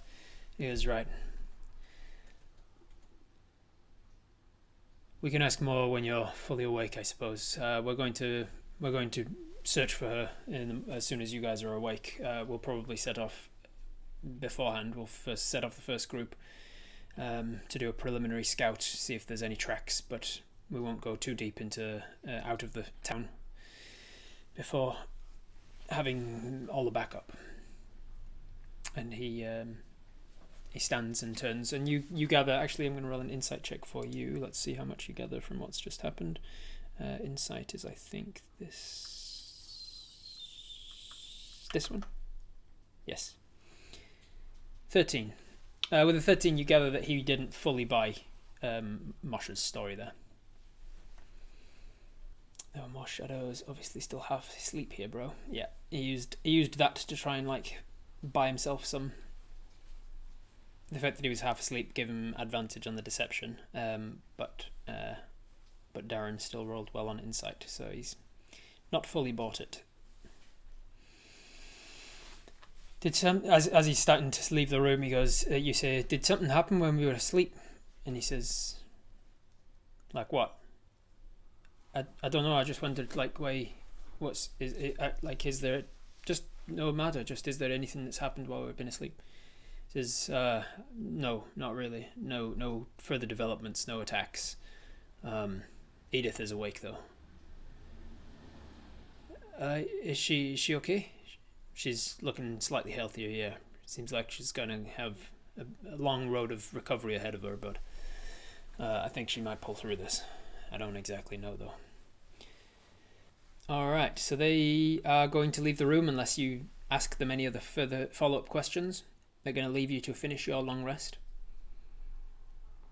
You're currently about 5 hours into your long rest, so you've still got to rest for another 3 hours in order to recover any of your hit points and spell slots and things.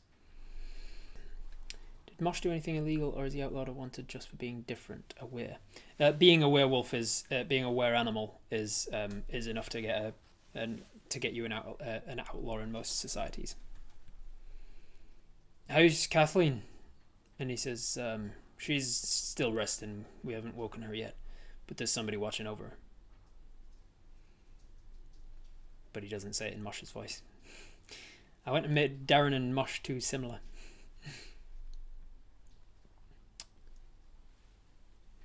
Our strength is still reduced, yes. We haven't finished a long rest yet.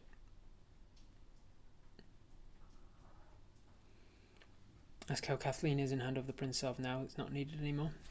So as he's leaving, him mentioning Edith brings to mind the Prince Alv and everything that we did, and He goes, "Oh, wait, before you go, we roll over and root through our bag, and a bunch of stuff spills out, and damn it, I have to repack that." And you get the salve out, and you hold it out and say, "This was I took this from Edith's shop last night to see if it would help on her. You can take it back so that she knows I'm not, I didn't intend to keep it." And that he says, "Thank you, I will." And he turns and leaves. All right. Most people are saying just go back to sleep now because we really need to, for the love of whatever god they're praying for. It's a pantheon, so for the love of the gods.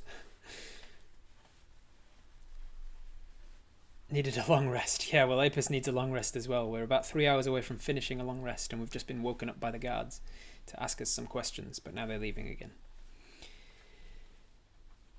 Which god's the god of sleep? I could probably do that. I think that's a bit of a sidetrack, but ask me again in a charisma check and I'll tell you. I'm sure there probably is one. Anyway, they leave. Jackson apologizes before turning and closing the door again, and we hear them walking down the stairs, continuing the discussion. And then we roll over and we look at Mosh, who kind of goes, I don't know if I'll be welcome here for too much longer. I don't think he bought it. I think I probably need to tell him what I know and how I know it and what she had on me. And you say, well, maybe, but just we can decide once I'm awake, I guess. I'm so tired. And he goes, yeah. Me too. And he kind of just collapses back onto his pillow and closes his eyes and starts to breathe deeply. And the sound of his breathing and the sound of your own, it's not very long before you're back in the land of Nod. And you are sleeping for the next 3 hours. It's now about noon by the time you wake up of your own accord and volition. You come to. You have had a long rest, everybody. Congratulations, we did it. You got all your hit points back. You got your hit points back. You've got your spell slots back. You've got your lucky horseshoe back. Is there anything else that returns on a long rest? I can't remember. All of your things. Oh, and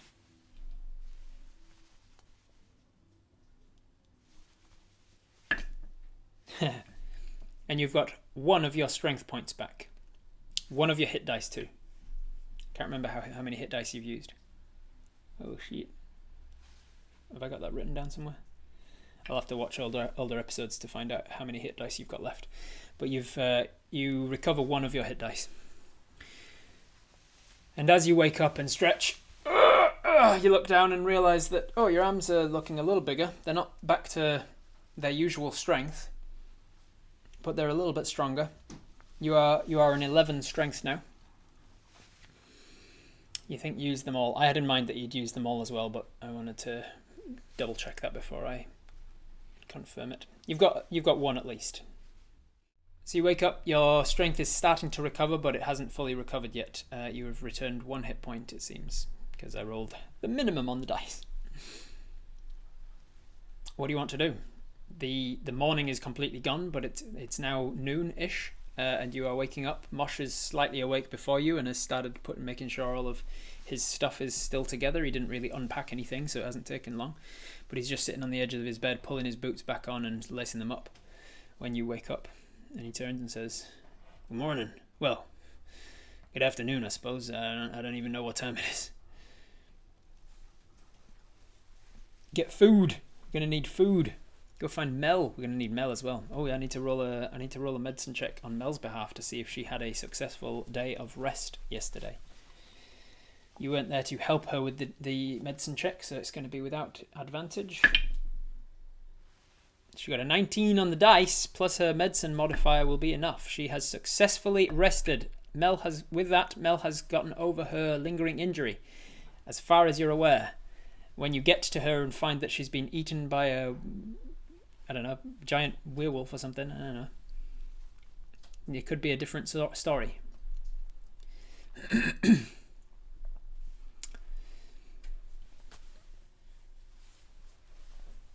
I can't believe Mel's taken this long to get better. It was only 2 days, Bagel. It was only 2 days of getting better. It's just that those 2 days have taken like 6 or 7 episodes to get over. Don't make me fly down there. You aren't with Mel. You don't know whether she's safe or not. She might have taken up another lingering injury in the time that you've been away. So what are you doing in the morning? What's your come up with an alibi with Mosh? Is that what we're going to spend some time doing? He can still give his information without saying what she had over him. Maybe. Obviously that puts a suspicion on him from the nights, but he doesn't have to say what she had over him. If Sally's shadow was created by her, I'm concerned how those other shadows came about. Are there more necromancers, or did they come about some other way? Also, there were 2 different sorts, which concerns me. Did Apis level up? Not yet. Apis needs 3 days of downtime to level up. So if Apis decides, today I'm doing nothing but downtime, I'm just going to go visit Mel, I'm going to chill out, I'm going to read a book, play some panpipes, whatever, then that would be the first of 3 days, in which case Apis would be level 4 at the end of that. Make up something embarrassing he could have been doing in the woods. Maybe he's a nudist. The story we come up with for Darren needs to have the angle of Sally is the problem. We need to get as much help as whatever it's possible. Maybe he says he found the circle with the chickens. So then say what he saw, but then he ran away. Alright, so Apis is all of these things that we're talking about in chat are basically how the conversation is going between Apis and Mosh. We're sitting there on the bed together talking like, alright, this is, we could say that, we could say this, we should do that, blah, blah, blah. We should try not to lie as much as possible. Apis eventually says, listen, I've had bad experience with lying to the knights. I really don't want to get caught in another lie. Just tell the truth as much as possible and then just omit the things that we don't want them to hear about, okay? So you were in the forest. It doesn't matter why, you were a ranger, you were doing your thing. You came across the circle with the stuff and you thought it was weird. And then she walked in, she slit the chickens' throats, all of that stuff. You saw the shadow come about, blah, blah, blah. And then you left. She didn't see you, she didn't catch you. And he goes, well then, why wouldn't I have told anybody about it? That's the next question. Well,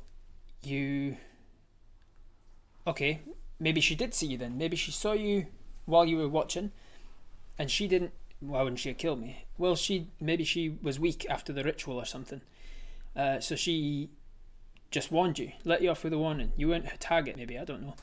You just told her, hey, I saw that, and she says, if you tell anybody, I'll kill you. That'll be enough to keep your mouth shut, wouldn't it? Right. Okay. You said no, Apis probably comes up with it. It says thinking about it, I did tell the knights that I overheard you call yourself a monster, so that's gonna need. And he goes, yeah, what was I doing? I just don't see how I'm gonna explain it. Like I should probably come clean about the sheep as well. Like it was me that took whatever that sheep was as well. Like why would I have done that? That's was I hungry and I stole it? Like whose sheep was it? It belonged to a couple called Mary and Charlotte Colton who run a farm nearby. Killed and ate someone's sheep. So the sheep, I could have just it wouldn't be a lie to tell them that I stole the sheep and I killed it. And I felt guilty about that, and that's what she had over me. And that's what makes me a monster, because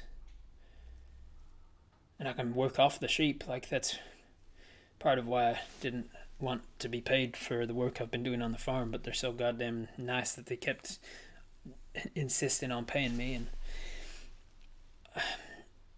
All right, so I felt guilty about not saying anything sooner. I stole a sheep. I killed it because I was starving and I needed food, which isn't exactly a lie. That is why. I mean, I wasn't starving, but when I was in that form, I needed the food.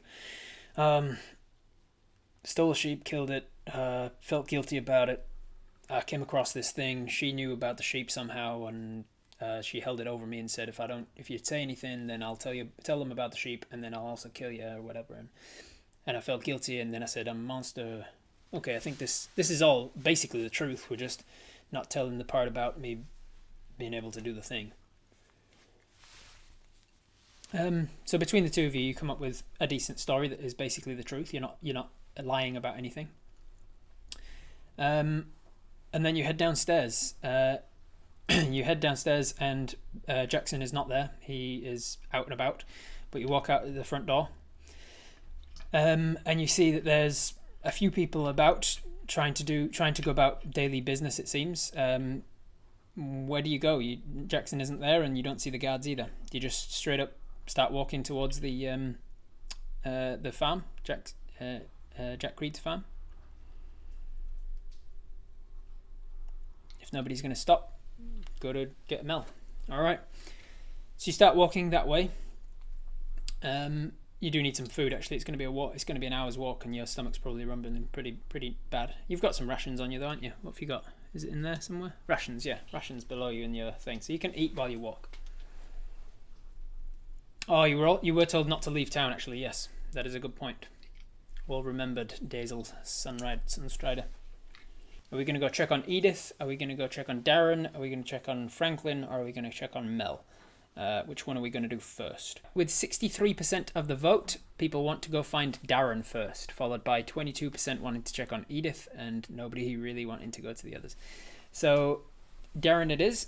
We're going to go find Darren and tell him what the situation is. So we start looking. We start walking through the town with Mosh in tow. We tell Mosh that that's what the best plan of action is, and he agrees. And he follows us along through the town looking for Darren until we find someone who can tell us where he is.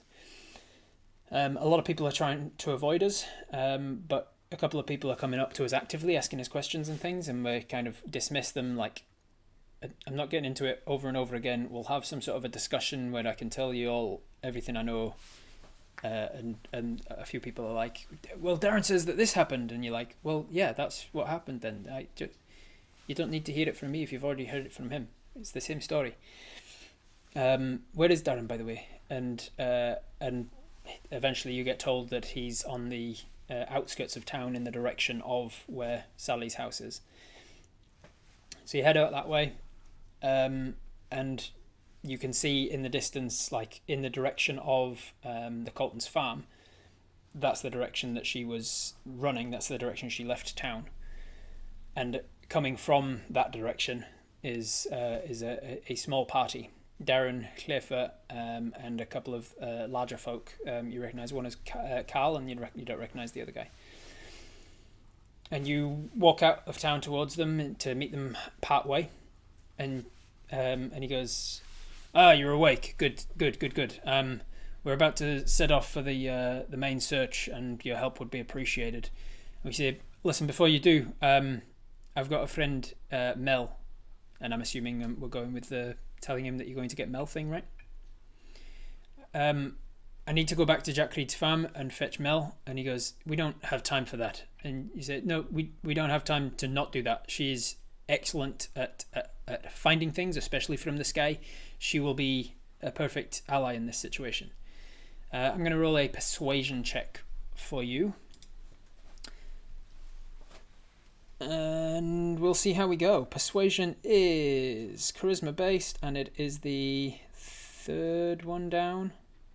Persuasion would come after perception. No, but before performance. God damn it. It would come last. Persuasion. Is that the last one? Persuasion? Yes. Persuasion check. That is an 18. If it fails, we're just walking to the farm anyway. Alright, with an 18 persuasion check, we we say whatever we need to convince this guy that yes, she will be a good ally to have on this hunt. And he says, how long will it take? And we say it's about an hour's walk away. And he goes, oh goodness. And then Darren says, can you ride a horse? And I'm as good as anyone. If we give you a horse, it'll take half the time, right? Yes, it will. Right. You stay with us, and he points to Mosh. You go get your bee companion, be back in an hour. If you're not back in an hour, I'll assume you've left town, okay? So don't do that. And alright, right you are. Right, come with me. And he walks back through town with you, talking to Khalifa and stuff about it. And then she says, how are you feeling? Are you okay? And you say, I'm feeling much stronger, much better. My muscles aren't all back. Feels weird to have such thin arms again. But I'm on the mend, I think. How's everyone else? She says, Edith is on the mend as well. She's got some of her strength back. She's not looking quite as, and you? And Mosh says, yeah, I'm actually much like Apis. Actually, I didn't roll for him. How much of his health has come back? Ooh, minned it for you and maxed it for him. So he's got much more of his strength has come back. Not quite as much as was taken, I don't think. So he's not quite back up to his full strength, but he's much stockier this morning. So you walk and talk with her, and eventually she says, have you eaten? No, actually, your stomach answers that for you. And she goes, let's in fact, this is probably a good time for it.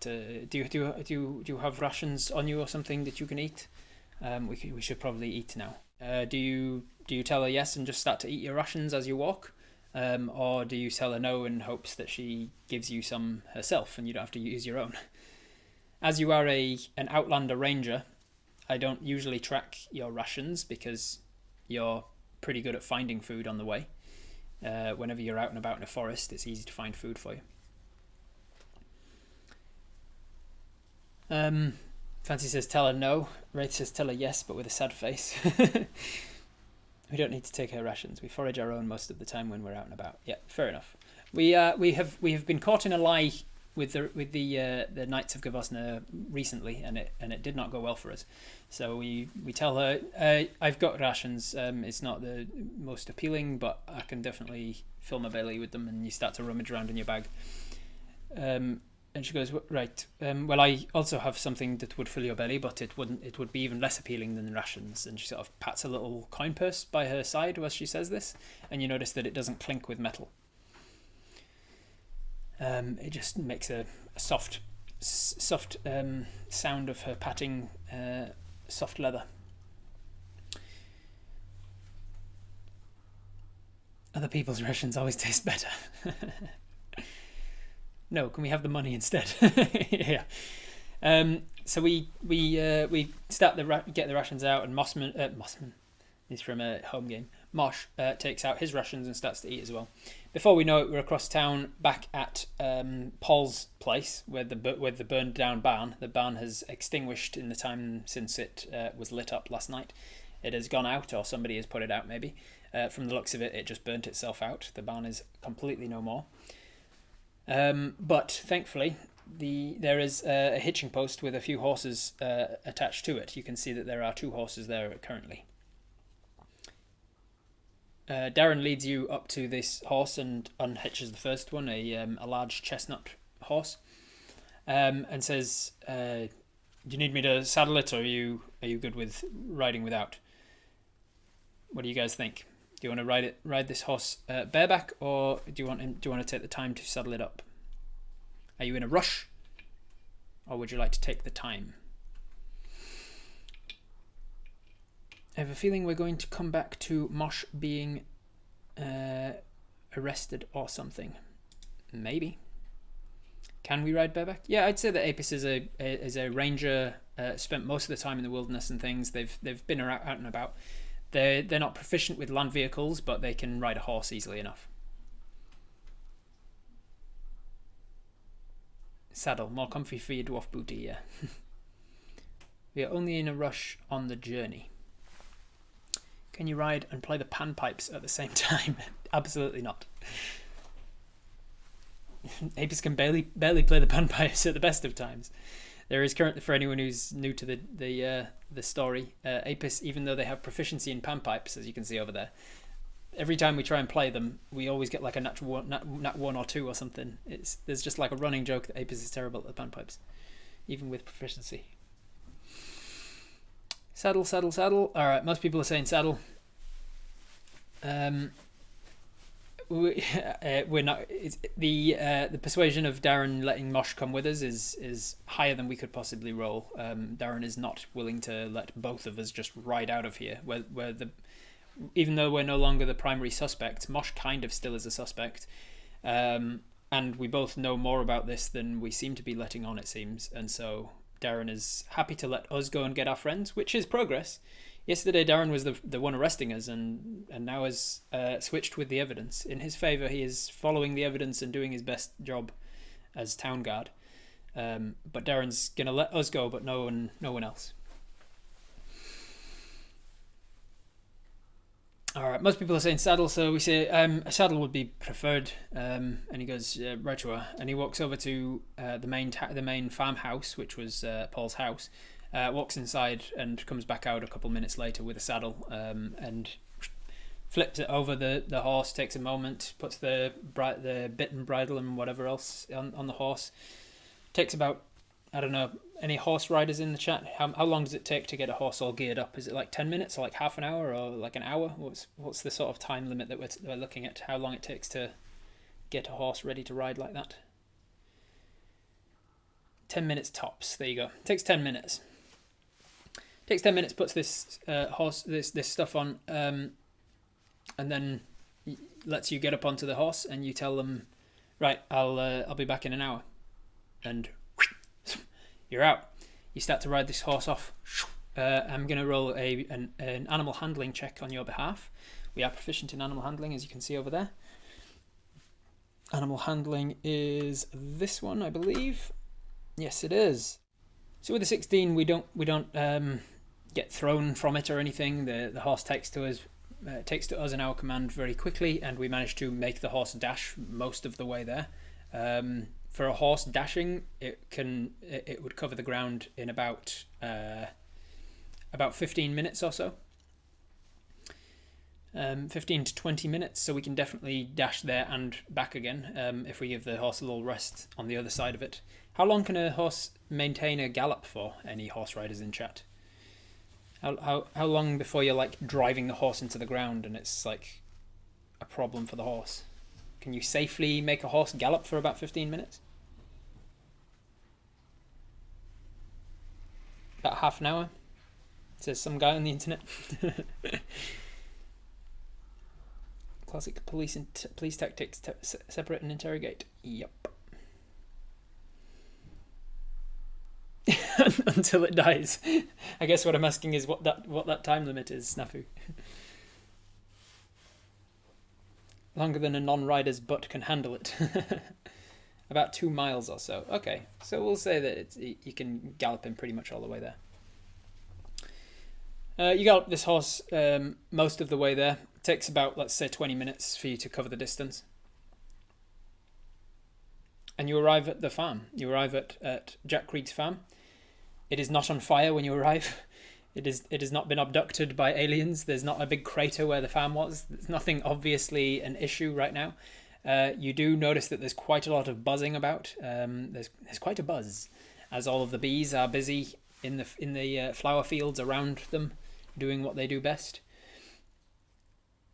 You make your way quickly over to the front of the house and dismount from the horse, hitch it up, and start to. Let's see, what's the weather like?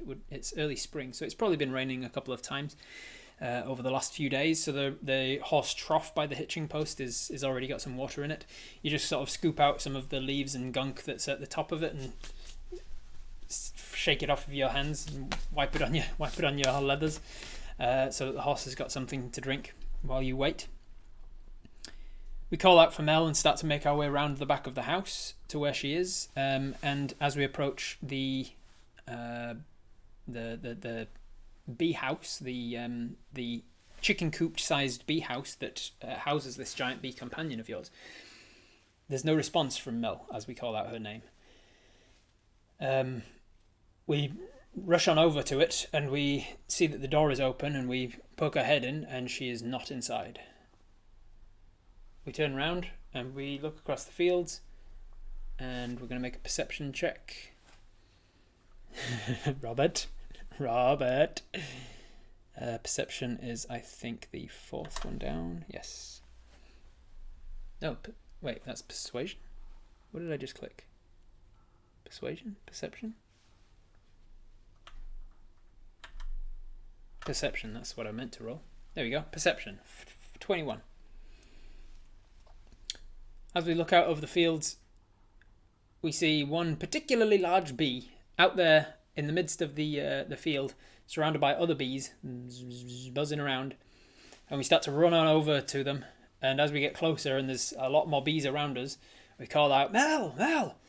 And she turns to us and starts to buzz on over to us. She seems to be back to her normal form. As soon as we see her, we realise that she's like flapping her wings all healthy like and looks puts the knife away.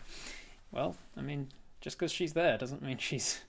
Anyway, she comes all the way over to us and says, Epis, how are you doing? You are gone a full day. Are you okay? You look different. You look a bit weak. Like you are little. Yeah, it's oh boy, it's been a long day. It has been a big day. How are you? Firstly, are you okay? Yes, I'm full shape, as you say. Like it is, I am good in good quality. I'm back up to feeling fine. Right, good. Are you okay to like come out and about and like travel with me and stuff then? Yes, I'm raring to go if when you are. All my bees are doing their thing and they are having a good time enjoying just doing what they do. They don't have to create quite as much honey when they are not being used for the mead, but they are happy to start again if somebody take over again. Good. So basically, what do we tell her? Are we filling her in on everything so far? Are we going to try and explain on the way? Keep no secrets from Mel. Tell her everything on the way. Do we tell her about Mosh as well? So we tell her the other stuff in the meantime. We say, it's shadows. Apparently there's shadows in town. And she says, what is shadows? Did I not even tell you about that? Well, okay. Well, right. Oh boy. Okay, I found Toria. Let's start there. I found Toria. She was on the other farm. She was working there because she didn't feel comfortable here, and she thought that we died because we taken so long to get back. And she said, oh, "Okay, that makes sense." Then we came back to town, and there was an elderly lady who was feeling really weak and sickly, and she wasn't doing well. Right? Okay. With 59% of the vote, we are voting to not tell her about Mosh. We're going to tell her about Mosh's existence, obviously, but not the fact that he is a werefox. We're going to keep that to ourselves.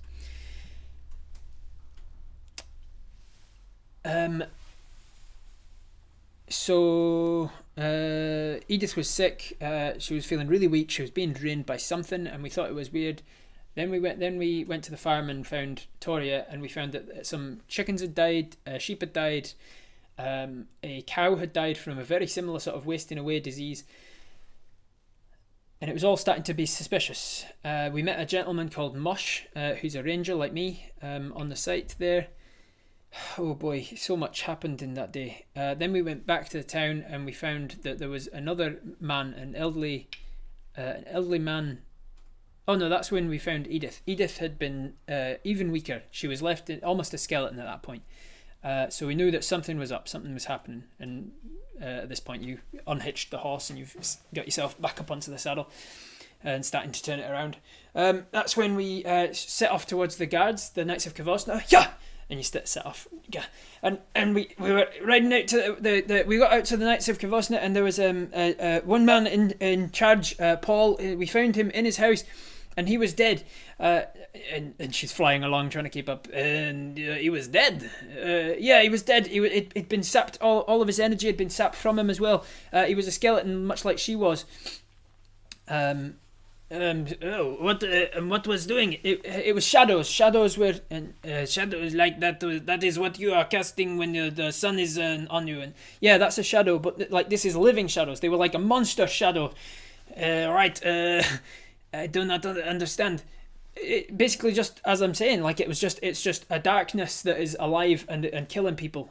How can you fight darkness? Well, they had a kind of a tangible form. I don't want to get into the whole detail. Anyway, besides, I'm getting distracted. Then we got locked away. You remember when we came back from saving you with Jack Creed's stuff? Yes. Well, we had all of that stuff, and then we approached the guards, and we had to tell them that we were a guard in order to not get arrested for stealing all of his stuff. Yes, I think I remember that.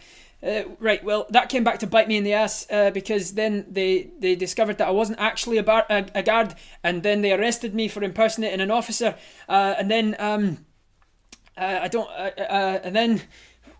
I was in a barn, and then another of the guys one of the knights was killed because of the shadows. This is all very confusing. Yeah, I know it was. It was a long day. There was a lot of things happened. And then the barn set on fire, and I had to escape, and I got out of the barn, and then I was arrested again and put in the mayor's cellar this time. Right, okay, I think I got the gist of what's happened. Yeah, and then we found out that it was Sally. And there's no response. And you're like, Sally from... Do you remember Franklin? And she says, no. Did you not meet Franklin? Oh, goodness. Right, well... I've got a friend, Franklin. He's a baker, and he started dating a girl recently called Sally, and she turned out to be the evil one who's made the shadows. She makes shadows, like put a light on herself. Well, not quite. She slit some chickens' throats. Was it the chickens from the farm? It was the chickens from the farm. You're catching up. Well done.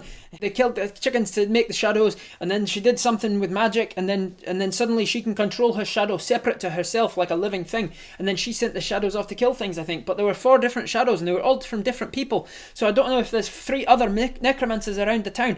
And basically, she left the town last night, and we were fighting, and that's why I look all kind of weak, because I fought some shadows, and they sucked my things. And then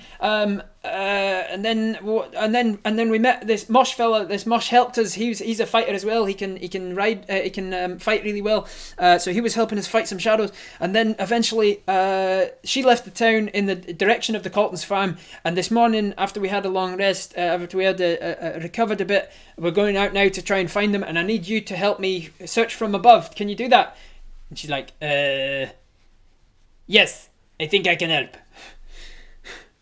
And then she asks lots of questions to try and clarify that very confusing story that just happened. And it takes the rest of the time between the farm and getting back to the town of you riding all the way... I sucked all my things. Excuse me? Excuse me? Pay good money for that. Do you have any questions? Yes. Can you repeat the stuff where you said the thing about the other stuff? Right, well, this is quality stuff. And I also nearly died, but I'm better now. Do you have a flag? What was that middle part? Eventually, by the time you get back to Shadridge proper, it's been about 45 minutes-ish of a round trip, and you filled her in on everything that you've missed. And she, in turn, says...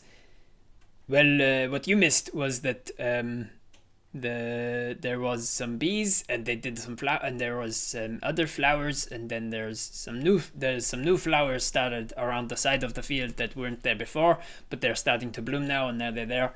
And some of their favorite flowers have started to wilt, and so they're upset that those flowers are gone. But some new flowers are there now in their place.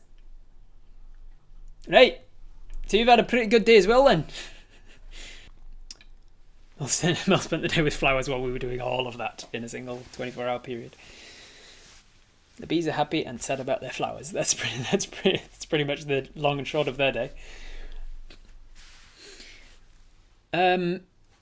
So we arrive back in town, and we, on the horse, we go back to Paul's farm. And let's see, where would they have gone in the meantime? They would have. You get back to Paul's farm, you find that the other horse is no longer there. No horse is hitched up anymore. So instead, you ride through town, with Mel buzzing along beside you, and you arrive at the other edge of town, outside of Sally's place, and you see them all there, standing around. There's about a dozen people, including the ones that I keep naming: Clifford, Darren, and Carl are the main ones. Even though Carl's not a knight, he's acting in that fashion at this stage. I didn't roll for Kathleen. How much did she get back? Half. So she got back. She got back a couple of points. That would put her up to. Okay, so she's still very weak. So she would be there, but not going out on the hunt. So you also see Kathleen there. She's not in her armor, her usual armor. And she looks like she's human again, at least. She's got most of her form back. But she looks like someone who has been bedridden for a few years and has had some sort of muscular wasting illness. Like she looks human and real, but way on the lower end of what would be healthy to be to have as musculature of your body. She's got some way to go, seems. She's talking with these guys as you arrive, and turns to see you coming, and you slow your horse down. You see that Darren is actually on the other horse. And as you arrive with this giant bee in tow, what do you want to do? You do see Mosh. Mosh is also there. He's not in chains or anything. Torches and pitchfork mob. Getting scared by Mel. Can we just not give the horse back? If they don't ask for it back, it's not stealing, right? Give Kathleen her stuff back. Yep. So we say, Kathleen, it's good to see you're up and about. Are you okay? She says, yes, I'm recovering for sure. I've got a long way to go, but at least I have my voice back. Thank you so much for what you did last night. What? Fighting with me? You didn't have to. Of course I had to. Well, thank you all the same. Without you, I would have died. Right, well, right back at you. Without you, I would have died, and without Mosh, I would have died. We all would have died without each other. We saved each other's lives, I suppose, and the town too. She says, yes. And you go, before I forget, some of your things were left behind. And she goes, oh, do you have them? Right. Yeah, I've got your gauntlets and your... What would the hip pieces be called? There's a name for them that I'm forgetting right now. I used to know all of the parts of armor, but I'm forgetting what the hip pieces are called. We've got your gauntlets and your... there. And she takes them. Thank you very much. It seems like it's quite heavy for her, but not undoable. She takes them, puts them down beside her, and says, we're going to try and find out where she went. There is not a lot we can do for... there's not a lot of hope we have for finding her. She has had quite a lead at this point, but I understand you're a very good tracker, and Mosh is as well, and is helping us out. And says, I'm pretty good at tracking things. All right, Darren, nod in his direction. What's your plan then? And Darren says, right, well, the plan is she ran in the direction of the Colton's farm. I've been out there this morning and they're fine. They haven't seen anything or heard anything from her. They didn't know much about this. Obviously, they're excluded from the town somewhat, and so no, but they didn't know about any of yesterday's issues. They haven't noticed anything peculiar this morning, or even in the last few days, and so they're happy to they're happy to keep an eye out, but keep working as normal. So we know that she ran in their direction, but obviously bypassed the farm, and we think that she's probably headed into the fair woods for that reason.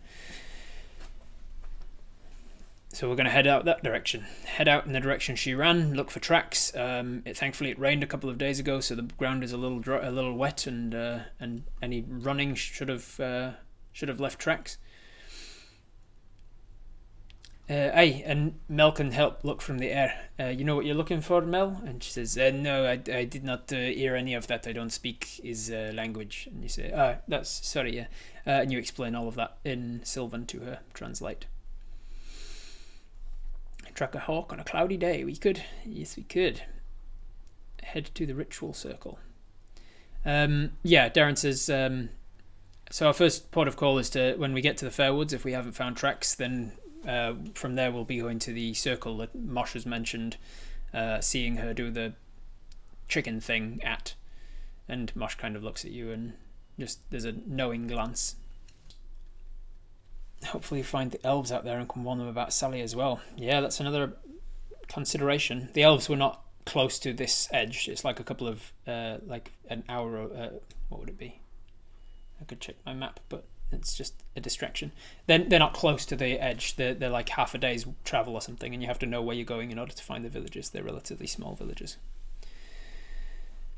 How did the weather and forecast look? At the moment, it's a spring day. It's an early spring day, and it's midday. It's like afternoon. It's probably 2 or 3 in the afternoon. What would it be? Let's see. You woke up about midday. You went to find Darren, and then you went and got a horse and rode out and came back. It's about an hour. So it's only about one or so in the afternoon.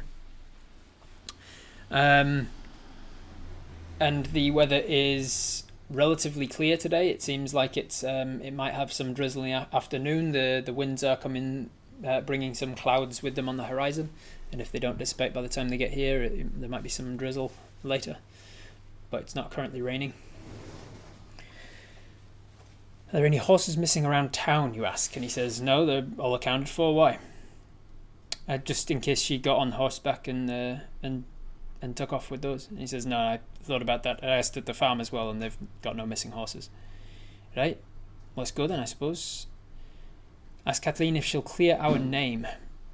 She said she sent notice to the knights accusing us of necromancy. That's right. Kathleen, thoughts just occurred to me. Last night when you let me free, you said that it was in my best interest to help you because you told the local, and she goes, yes, I'll that's a good point. I'll write to them now, telling them that you're assisting us. I'm going to be keeping them informed about everything anyway. I'll tell them everything that Mosh has told us and what we know. But thank you for the reminder. And she is probably going to deal with that in some way or another.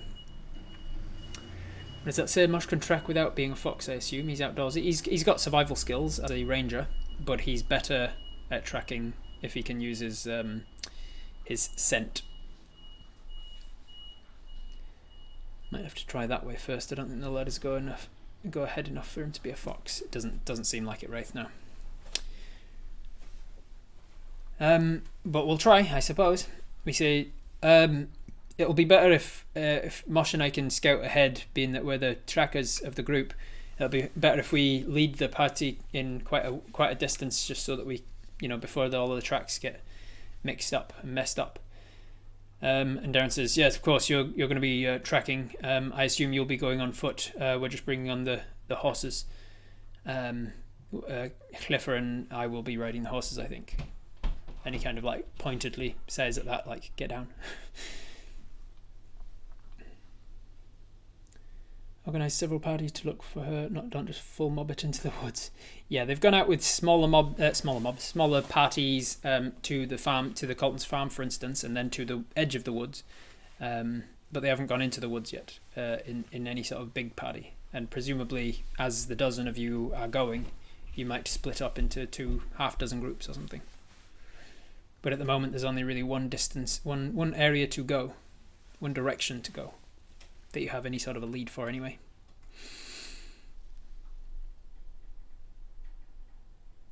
Nothing preventing our forest. The ranger senses kick in. The bloodhound is on. It would also, we also have one of our abilities is primeval awareness, where we can use to a certain radius, we can search for certain types of creature within a certain radius. So undead is one of those creatures that we can search for. Unfortunately, humanoid is not. And so you can use primeval awareness if you wanted to. Once we get closer to where you think they might be, it might help if you search for undead. You might get some sort of a ping from her. It would be a lie, but could Mosh pretend to be a druid and turn into his fox to track them, or would it be too close to the dangerous truth? Possible, Sparrow.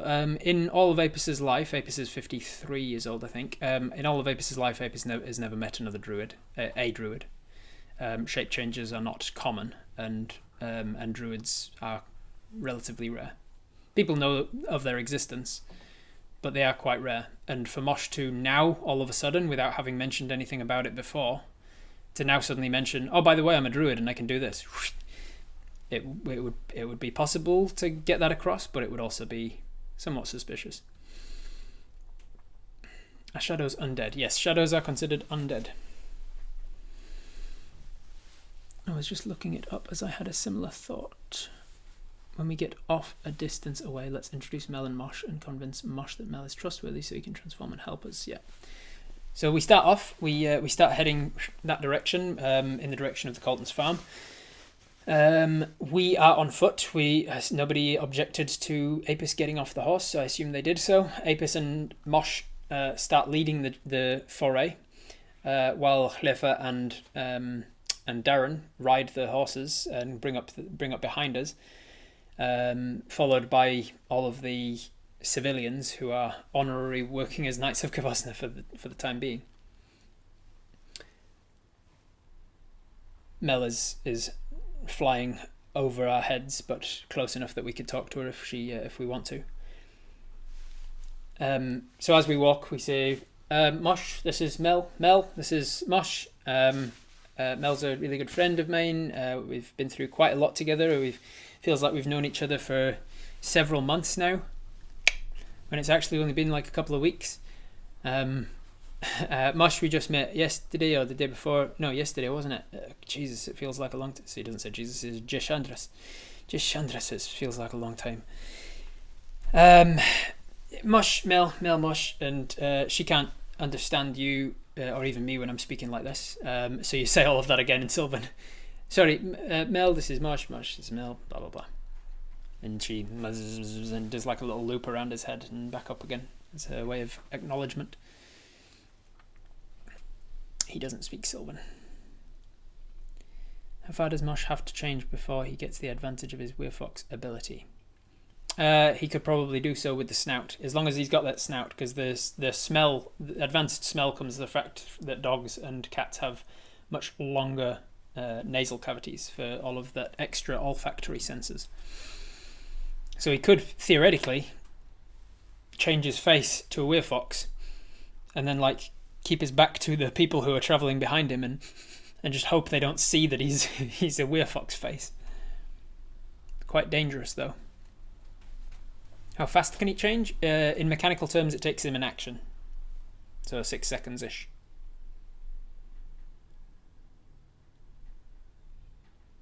Mosh develops a weak bladder and seems to go for long breaks behind a tree. Coincidentally, a helpful fox pops out and helps to guide us. How far does Mosh have to change? We've said that bit. I don't think Mosh could transform without someone wondering where he went. Why does the short person with little legs have to walk? Because you're tracking and you're walking slowly when you track. You're going to be making survival checks. It's character building. He has two forms, a Weirform and a Weirfox. A Weirfox and a fox. Yeah, he could be in his hybrid form. Have only his head. I rule it that Weir animals generally have some level of control over which parts of them transform if they're going hybrid. Which is why he was able to fight with just his claws yesterday. And he would be able to turn just his face and keep a hooded cloak up and over him maybe. But it is, as I said, a clear day.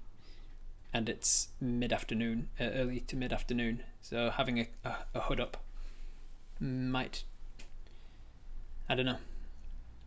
They didn't seem to notice his claws. No, they arrived as the fight was ending, and he was able to shift his claws back. Sticking his face down in the dirt, Mike Drawson looks. They know she went into the woods. They don't know that. They're assuming that. That's Occam's razor. Most likely solution to where she went, but they don't know for sure. Oh look, a random fox that's 20% larger than it should be. Maybe it'll be friendly and help us. Minor illusion. Illusion his normal face back over the fox nose. Got 2 rangers and bee tracking. Let's keep it straight up first. Yeah, well, let's just do a regular straight up tracking check, right? All right, so we'll do a straight up tracking check in his regular Mosh form. He would be able to get away with it a lot more if you get into the fair woods. So, firstly, let's roll a survival check. Now, you can roll a survival check, and Mel can roll a survival check, and Mosh can roll a survival check, or one of you can roll survival check with advantage from all of you just helping. You have a survival modifier that's pretty good. You've got a +4 to your survival check, which would be better than Mel's, but you don't know if it's better than Mosh's. You don't know what Mosh's survival modifier would be.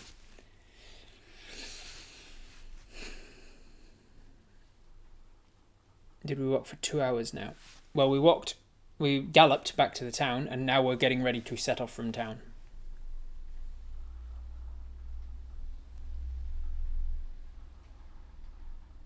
Have everyone roll? I'll roll 3. Roll 3. Apis with advantage. All right, everybody rolls their own. Everybody rolls their own. Survival for Apis is going to be this one here. We don't get our forest bonus yet because we're not in the forest. We're still back in Shadridge. We're about an hour's walk from the forest. 16 survival with the mud that was left. The mud from the couple of days ago's rain, and she ran through it. So there are tracks definitely leading town.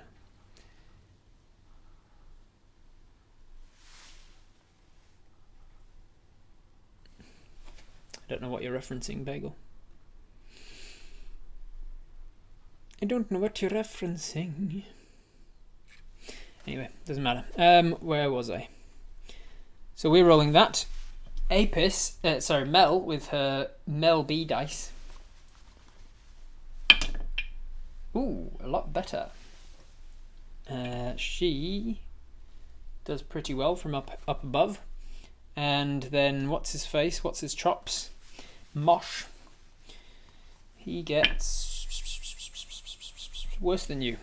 So Mosh isn't quite as good at tracking at this stage, or at least he would have found the tracks, but you just happen to find them first. You see that there are footprints in the mud that resemble a humanoid woman running at quite a speed in the direction of the Colton's farm. You notice that the speed she's running at is quite impressive sprint as well. And the next thing you notice is that she keeps it up for quite a while. You remember at the last part of that fight, she did manage to dash and dash again as a bonus action. She, for some reason, could dash twice. So for a while, she keeps up this double dash and manages to make quite a bit of headway.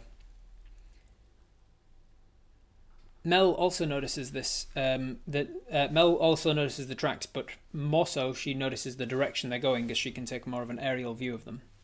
So while she can't make out the details of how fast she's running and things like that, she can at least get the details of the direction, the overview. So for the next 20 minutes or so, we continue to follow these tracks. and they don't seem to be getting lost. They don't seem to be going in any weird random directions. They seem to be going in the direction of Colton's farm. You're about halfway-ish there. The trek continues, but it gets slightly harder to track as the day goes on, as it starts to get into a warmer part of the day. It hasn't rained for about 2 days now, and so the mud is starting to dry out a little. So I'm going to have to repeat that check from all of you. So we'll do the U again, which is a this one, which is a this one. That is an 11 from you. Oh boy, ooh, not good from Mel. But here comes Mosh to save the day. And save it he does. So as you start to lose your track a little, you're starting to rely less on your eyesight on these muddy tracks. And Mosh starts to get down a little closer to the ground to kind of observe which, is this a track or is that a horse hoof or something? Is that? I think this is still part of her tracking. And while you're searching for these things, the rest of the crowd catch up, and you're like, wait, don't stand here. We're not 100% sure of the tracks here. We think this is still tracks. And then the idea comes to you. You're like, I think it's time that we start relying on hoods and to block out the light from above, and you put a hood up. And you pointedly say this, and Mosh quickly gathers and puts his hood up as well, and says, and you say, there's an old sort of ranger thing. If you block out the light that's coming in from the sides of your eyes, you can, and you start to just blag your way. I'm going to do a deception check to see if you can excuse having your hood up, which will help him to disguise his snoz. Deception would be this one, I think. 10. Not the greatest at deceiving Apis. Better than his insight though.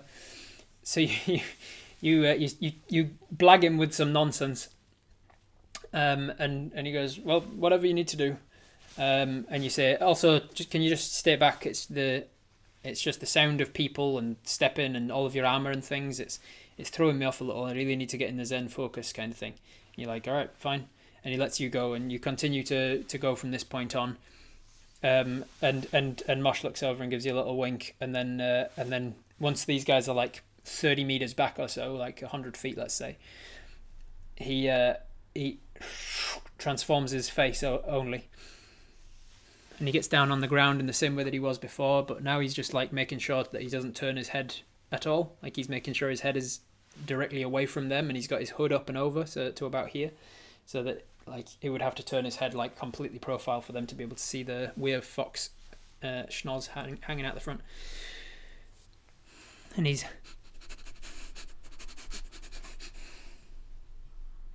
so I'll give him advantage on the check that he rolled before, even with the advantage it was the same roll. So he goes, yeah, there's definitely her tracks. I can catch her scent. And it is going past the farm. So he shifts his face back into his own form. You leave your hoods up and you continue on for a while longer. Mel is, however, there, and I'm going to see if she noticed that. Because she was looking for tracks. She's flying above. And she doesn't say anything. So you don't know if she's noticed it or not. But you continue on along. He didn't seem to worry about the bee potentially seeing him. You continue the tracks for another like 30 minutes or so, and at this stage you are now parallel with the farm, but you can tell that the tracking, you've lost it a couple of times, but with his scent he's been able to catch it again after a little while.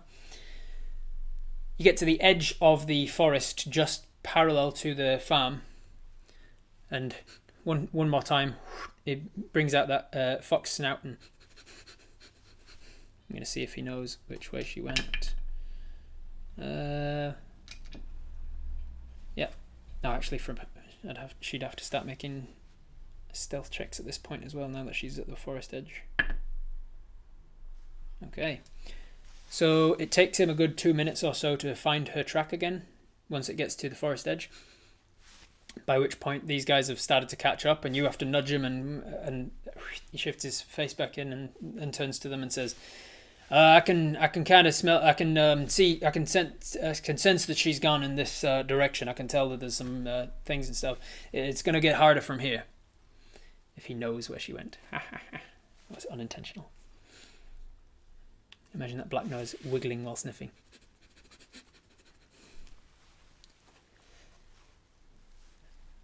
So you're at the edge of the forest. Forest bonus time for us, but unfortunately she also can start making checks to try and hide in the forest and stuff, because obviously out in the hills and the plains, she couldn't. There was nowhere for her to hide. She just had to book it for the forest as quickly as she could. When she gets to the forest, she can start trying to hide and things. So what do you want to do? Just continue on as is, trying to follow the scent. Or is there anything that you want to do to try and give yourself any sort of advantage here? Cast Primeval Awareness. You could, yeah. You can't target humans, but you can target undead with it. It won't pinpoint her, but it will tell you if there's any undead within a certain radius of you. Up to a mile, or up to 6 miles, because you're in the forest now. Fireball? Fireball solves all problems, right? Do we have the original lovely Rob map around? No, we don't. If you want a map, I'll have to show you the good one, the incarnate map. So Shadridge to Colton's farm. You ran out of the east side of town in this direction, towards Colton's farm, but then as you got closer, it became clearer that she wasn't running to the farm, she was running past the farm. And now you've gone past the farm and you've gotten to the tree line about here, give or take. If she makes a turn and starts going sort of northwest, then she's going in this direction. You don't know if there's anything over there. I mean, you've explored this part of the woods fairly well, because you went north from Jack Creed's farm until you got to the goblin camp, which is there. And then you found the four elven villages, which are these ones here.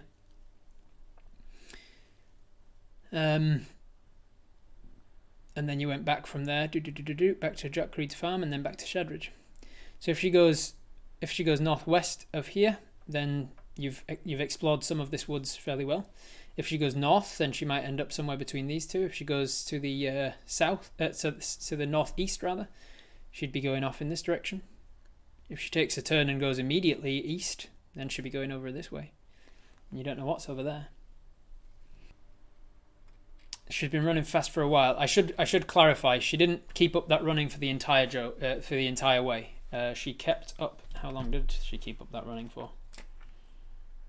Let me find out for you.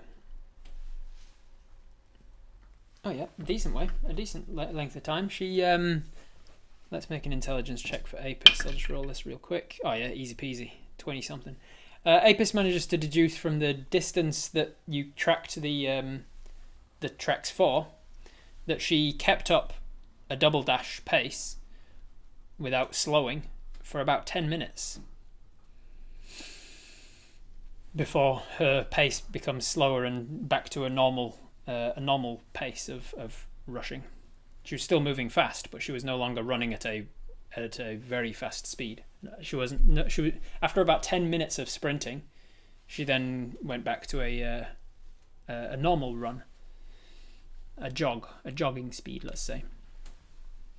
Where was the magic circle thing? The magic circle thing was just inside the forest, somewhere around here, apparently. So you get to the forest edge with the rest of the group, and Mosh says we're kind of getting the trail here. I say we go back to the circle from here, and I'll show you what I found. And the rest of the party agree. And so that's where we're going. So we're currently, let's say, just above the O here. And he says that the circle that he found was somewhere over this direction. Let's say about here. Suspiciously unnatural stamina, correct. With 95% of the vote, people decide, no, it's not the time to vote. It's not the time to use primeval awareness, not yet. All right. So Apis does not use primeval awareness. Instead, the entire party decides to head in the direction of the circle, keeping an eye out and an ear out and a nose out for the track along the way. She's no longer got visible muddy footprint tracks because she's now in forest floor with all kinds of undergrowth and things that she can push through to disguise her footprints. But you can rely on other things in tracking, like you can see broken branches and twigs and anything that's been pushed down and not sprung back, and you can see the direction of travel that way and all that sort of thing. Any clothing that's been torn off of, snagged on bushes and stuff like that. So as you go through the forest, I'm going to get one more survival check from you. Mosh is more easily able to hide his transformations from the group, being in a forest and behind trees and things. So I will get what is it? I'm doing survival check, and I'm doing this one. Doing a survival check for Apis. You do get a +2 to this because you're in a forest now, so that is a 12 total. Mel from above has a harder time now, so hers is going to be at disadvantage. Would have been good without the disadvantage. So she's having a harder time seeing what anything of worth interesting, anything worth pointing out to you. She's still there for support and an extra set of eyes, compound eyes, but she doesn't offer anything on this leg of the journey. And then Mosh has advantage because of his smell. Ooh, yes. So Mosh gets over 20 with his check. And he deduces that yes, she is still going this way, back in the direction of the circle. Horseshoe? Nah, not worth it. Horseshoe is a lucky horseshoe. It's a once per day reroll that you guys get. For anyone who's new to the channel or whatever, you have a lucky horseshoe which allows you one reroll per day of anything that is targeting you or anything that you are doing. A check, an ability throw, a saving throw, or an attack that targets you. Let's go back to the D&D main page. Alright, so you continue in the direction. You track your way all the way to it. Mosh tells you when you're getting close, turns back into his human form and warns the group, hey, it's coming up. And then he steps into the clearing, and you can see that it has. You instantly recognize that this is the site of where a ritual once was, but that it has been hastily destroyed. There are stones that are sort of large, standing, kind of pointy stones, probably about 3 or 4 feet long by about 1 foot wide. Not carved in any way, just like sharp-ish rocks, like boulders that have been sourced from various points of the forest and placed here in this ring, but many of them have been tipped over or broken or even missing, so the ring is no longer there. But in the ring where the ring once was, there is a bunch of bones. There's just a bunch of animal bones. These bones again have been scattered around the forest as if someone has been through and just literally just tried to scatter them around as much as possible, kind of kicking them this way and that. There's also a few branches that have been torn down from the nearby trees and just like placed across the thing. It has been hastily destroyed, not efficiently destroyed or fully, like, what's the word I'm looking for? It hasn't been completely erased. It is still clear that there was something here, but evidence is going to be harder to find as to what this thing was. And there is no sign of her. There is sign, obviously, that she was probably here recently. How big are the bones? All sorts of, mostly rodents and birds would be most of the bones. Nothing bigger than a chicken. Yeah, not effectively destroyed or efficiently destroyed, but destroyed nonetheless. What do you guys do? What do you want to do? You're at the site of a once ritual from this lady.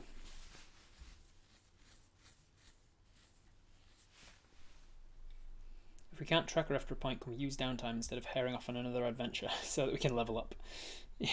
Yes. If this comes to a dead end, level up would probably be smart, because you're ready to level up and you can't unless you decide to. We're not to just be like, we're not going on another quest right now. Check if there are any signs of recent spellcasting. Okay, let's do an investigation roll then, and see what to do. Darren also starts to take the lead at this point and starts to investigate as well. So we're not the only one doing this. Which instead of rolling for everyone, I just decided that the DC for finding anything pertinent becomes lower for every person that's joining the roll. So one roll to rule them all, essentially, and an investigation is going to be, I think, this one. Yes, got it. 21 investigation, plus it's in the forest, so I'll allow a +2 to that. So a 23 investigation check.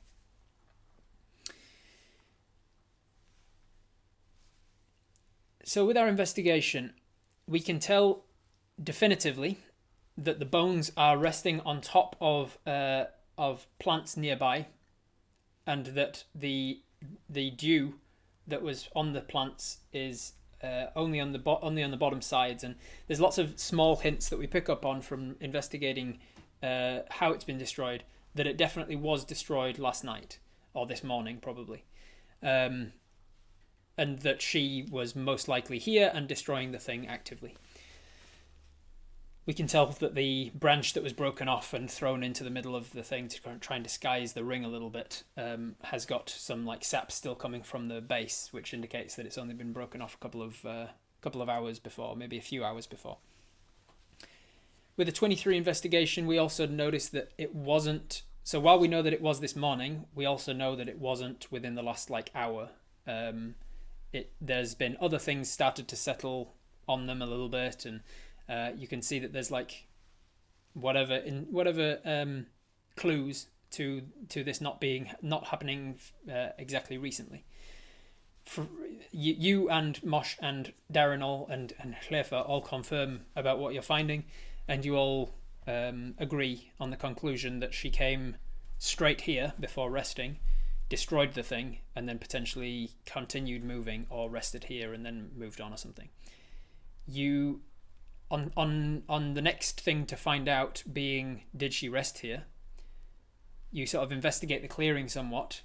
Mosh never really has a chance to use his extra scent, his keen senses, because he would much more likely reveal himself in this current close-knit investigation that's happening all over this clearing. And so you have to rely on your sight alone. All bound up in that same investigation check, I will say that you or somebody else in your party finds a small patch of forest nearby on the other side of the clearing from where you entered it. There is a small patch of forest nearby where some of the softer undergrowth has been recently and hastily stuffed up against like a crook of two trees, where two tree trunks kind of separate. It leaves like this divot, almost like a wooden hammock almost, and in that has been some hastily stuffed moss and things, and so you gather from that it's probably likely that she slept here. The tracks from there are much harder to find, much harder.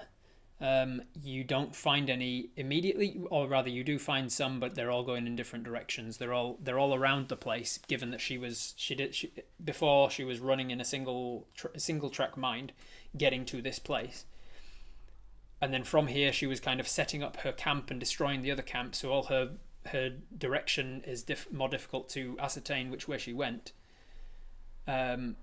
And without Mosh's ability to track her scent, you're probably not going to be able to find which way she went from here.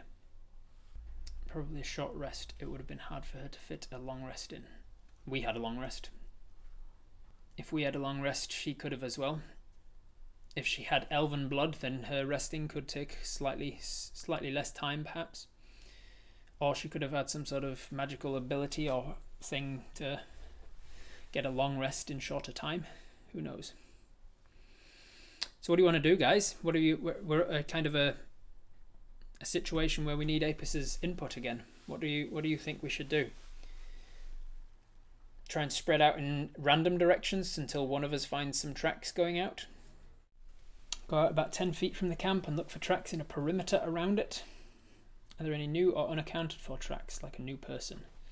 Not that you can see right now, no. See if we can get Mosh off away a bit so he can sniff again.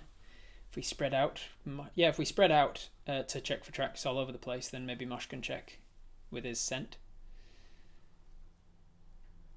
Zigzag search going away, or spiral search. Spiral search could be a good idea. Spiraling outwards from the camp looking for tracks. All right. So at this point, Apis says, "All right, we need to not everybody back into the clearing, please. We are going to cover their tracks with our tracks if we're not careful. Okay. I don't know which direction she went from here. The tracks get really hard to find because she was moving around so much trying to destroy the place and setting up a camp for herself here. There's no embers, no ashes. She was obviously just sleeping in the darkness with no fire, which is creepy in a different kind of a way. But we need to start spreading out and spiraling. I suggest that the rest of you stay here while the rangers, and you point to you and Mosh, while the rangers start to spread out until we find the tracks again. Everybody stay here in the clearing. I'm going to roll a persuasion check for Apis to see if you can persuade even the knights to stay here. The town guards are probably easily persuaded, but persuasion, that's the last ability, isn't it? Yes. A 9. You're persuasive enough to convince the rest of the party, the rest of the human folks. Forest bonus, not on persuasion. The rest of the civilian folks will stay in the clearing, but the two guards say, yes, stay where you are. And Darren climbs off of his horse, and Clifford climbs off hers and says, the rest of you stay here. We'll split up. And you say, I think it's probably best if you. And he goes, no, I'm not letting you wander out into the forest unattended. I'll go with you, Clifford, you go with Mosh, and we look for tracks. We're here to keep you guys safe. So unfortunately, it wasn't enough to persuade them to stay as well.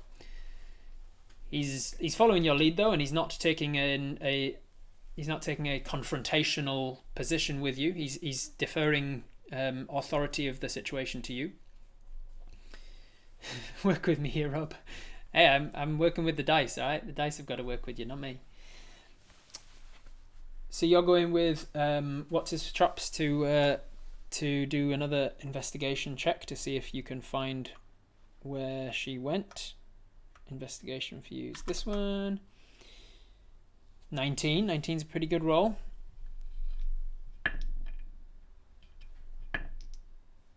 And then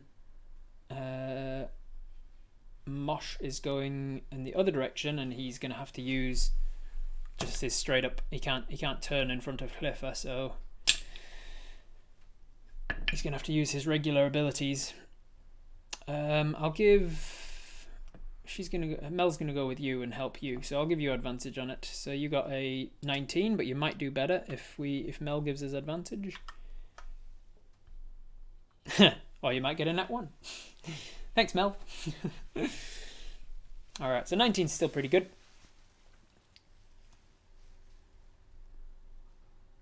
Unfortunately, while 19 is pretty good, the DC was higher. Forest bonus is 21. The forest bonus does make it a 21. That's a good point.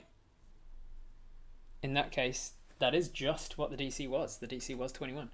So you just managed to succeed because of the forest bonus. Because you are currently a ranger in your favoured terrain. You know how a forest is usually. You've spent so many years in the forest. You know how a forest usually lies and which path a certain person would take out of any sort of clearing to get into a position where you can then start to escape. It takes you a good hour or so of after entering the tree line by the farm, getting to this place, investigating this place, and then finding the tracks out from here.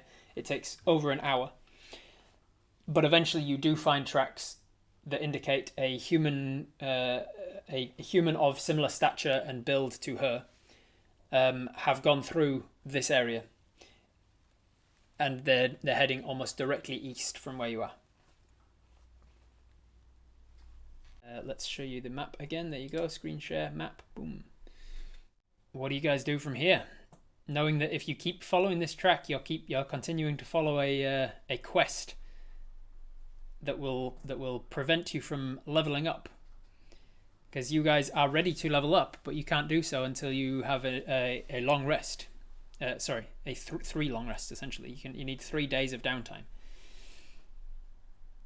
And you know how I work. Every time you think you're doing something to sort of like tick off a part of the quest, you just get given more quests.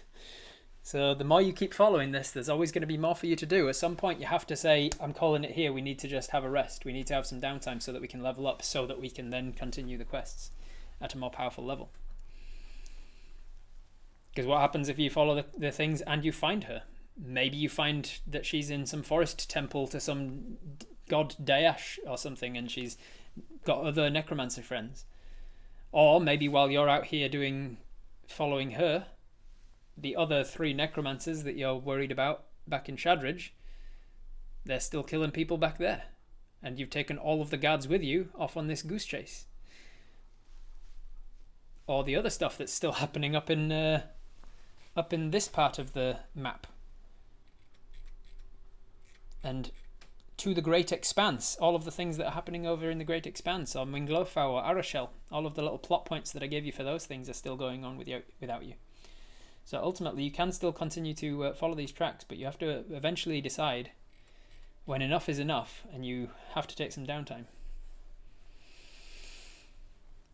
What does Darren want? Darren wants to keep following the tracks. What time of day is it? It's probably about 3 o'clock in the afternoon, somewhere around there. If we find her, we kill her and take her stuff. If she's alone and you're powerful enough to take her out, yeah.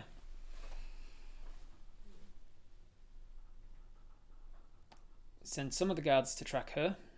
Let's rest and ditch the guards, and then we can take Mosh and Mel out later on our own to hunt her down.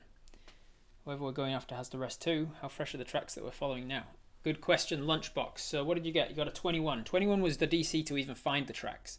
So with a 21, unfortunately, you're not able to ascertain how fresh they are, just that they are older than an hour at least.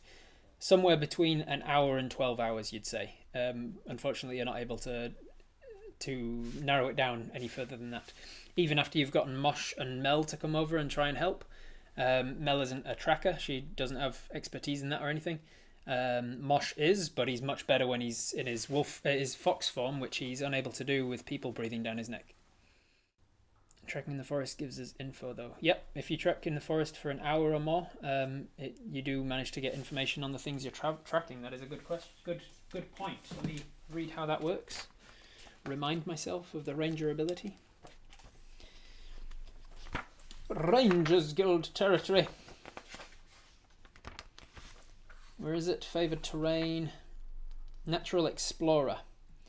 While travelling for an hour or more in your favoured terrain, you gain the following benefits. You have been travelling for an hour or more. Have you been travelling for an hour or more? You've been investigating and things. Yeah, I'll allow it. It's pedantic otherwise. Difficult terrain doesn't slow your group's travel anymore. Your group can't become lost except by magical means. Even when you're engaged in another activity, such as foraging, navigating, or tracking, there you go, you can remain alert to danger. If you are travelling alone, you're not. When you forage, you find twice as much. You're not foraging. And while tracking other creatures, you also learn their exact number, 1, their sizes, small to medium, and how long ago they passed through the area. There you go. You would get from that these tracks were left about 8 to 10 hours ago. So it seems like she did not have a long rest in this situation. She had a short rest. I will also say that these tracks, once she's going off, once she's had this short rest and she continues again, these tracks are moving at a very fast rate. They're very difficult to track for the muddy footprints and things, but you can tell from the distance she's covering between the footprints that she's moving at quite a clip again. And she's also got 8 to 10 hours of lead on you. She's double dashing again, it seems, yes. Yeah, we turn to Darren and tell him it's about 8 to 10 hours ahead of us, and Darren says, "Right, it's it's excellent that you're able to tell that much information, but we got to keep moving. Then let's keep going." And you say, "I'm not sure if we do. Like she's got 8 to 10 hours of lead on us, and we've left the town vulnerable. Every member of the guard, not that there are many members of the guard left, but everyone is here. All of the strongest people in the town are here. What if there's others? I recognized one of the 4 shadows that attacked us as being Sally. What if the other 3 were all from other necromancers in the town that we don't know? I need to know. Like, there was one big rotund fella that was, there was another that was like a younger, well, not younger, but like a smaller humanoid. I don't know if we can catch her. I don't know where she's going. She's got the advantage of knowing where she's going. Obviously, we're good at tracking, but the longer we track her out from the town, the longer it takes us to get back to the town. And what if she's luring us into a trap? She's clearly smart. She's obviously thought this through. She wouldn't have made an attack on Shadridge without having some sort of contingency plan for if something went wrong, surely. Her plan was to get here and destroy this thing, and then God knows where she's going east of here. I vote we try and convince Darren the town cannot afford to have no one left behind there. Yes. She could have circled around and started heading back. That's also another option, yeah. I don't know how we can catch her if we're so far behind, and it's starting to get late now too. It's like late afternoon. I think there's still a decent chunk of the day left. What if she's luring us away? She definitely could be. Also, Rob's baiting us. Would have thought those shadows belonged to the people she killed, but, you know, Apis might not know that. How does Darren react? Darren reacts... when you mention that there's no one protecting the town, he does seem to realise his folly in taking everyone who's a capable fighter out of the town to track her down. And he says, "Does it seem like she's going back towards the town at all?" And you say, no, this is east, and we've been heading northeast of the town, and then east from here. We're still heading completely away from the town. He says, "Are you sure?" He says, 100%.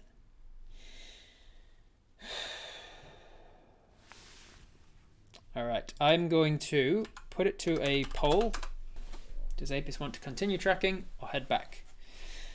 There's benefits and drawbacks to both, of course. If you head back, then you lose the tracks. Well, the tracks get harder to find again in future. You don't necessarily lose them. You could come back again tomorrow or something, I guess. Alright, it's a tough one. It's pretty close. This is why it's important to vote anytime there's a poll, guys.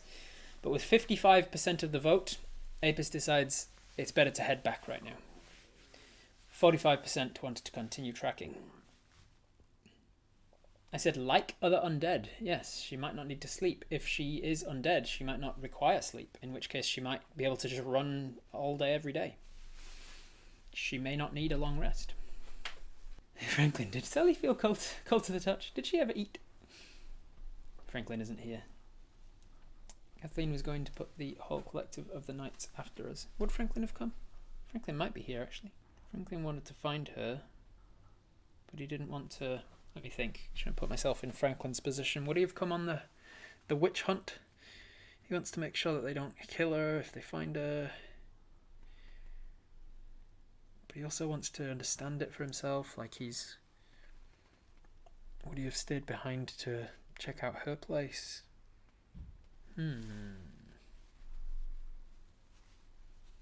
don't know. I'm going to put it down to the dice because I can't decide. Oops, daisy. Shit, where did that go? God damn it. I'll have to find that lost to the percentile die. Alright, let's go... I'll just go 50-50 chance. I need to allocate which 50 is which. Dumbass. It's like tossing a coin and being like, heads! We didn't allocate heads to something. Alright, if it's less than 50 chance, he's come along for the witch hunt. It is a 3, 0-3. So Franklin is there. Franklin has come along. He was in two minds about it, but he decided that he would come along for the hunt. And he's been relatively silent for the whole thing.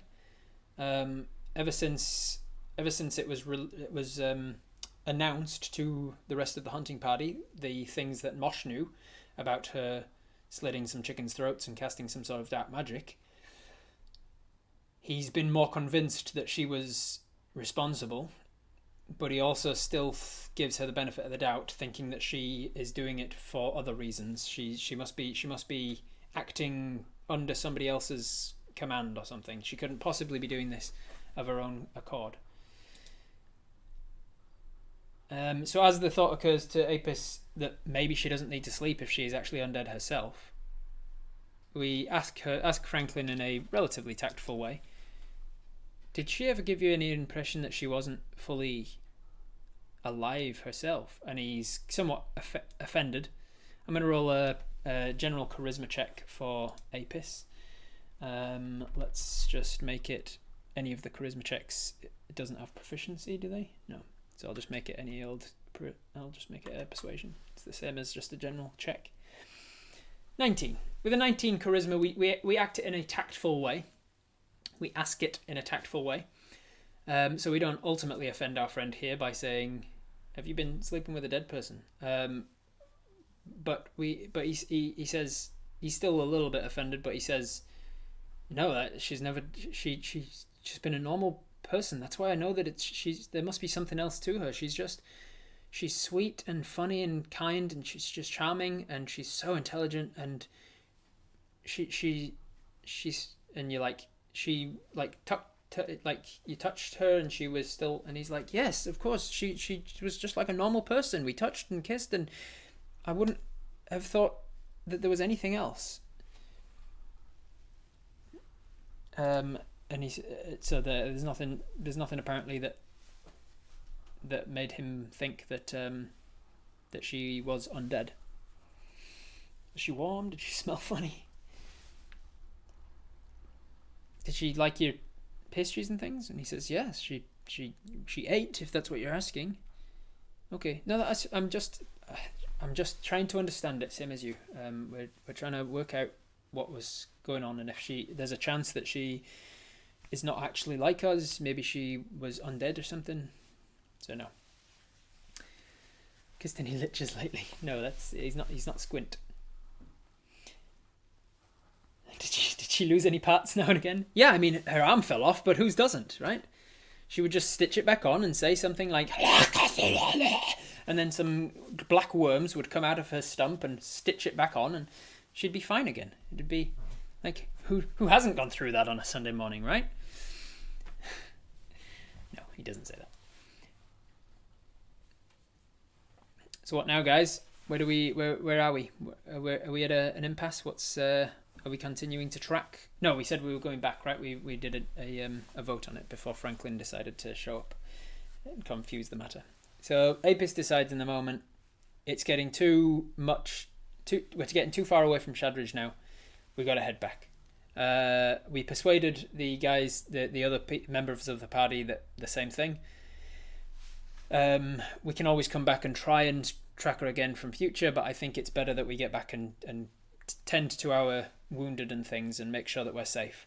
Besides which, we still need to talk to Edith, because she mentioned knowing what was going on and just needed some rest, and she's awake now. So if we don't get back before nightfall, we'll have to wait another day to talk to Edith. So we start heading home, play the panpipes for everyone on the way home. to try and keep everyone's spirits up, we're going to play the panpipes. Panpipes check. That is, I think, a 5. I think that's this one. Yes, panpipes. There it is. It's like Nightbot knows. It's like Nightbot knows that there's something about it.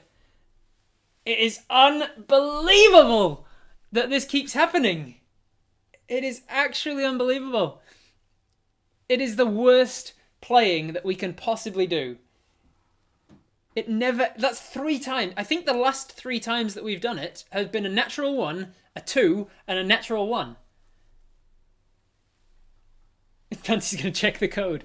It's unbelievable. Unbelievable. Fancy. So, we start heading back, and we get the panpipes out, and we play for about 5 minutes before Mosh comes over and puts his hands on them and says, "Can you not?"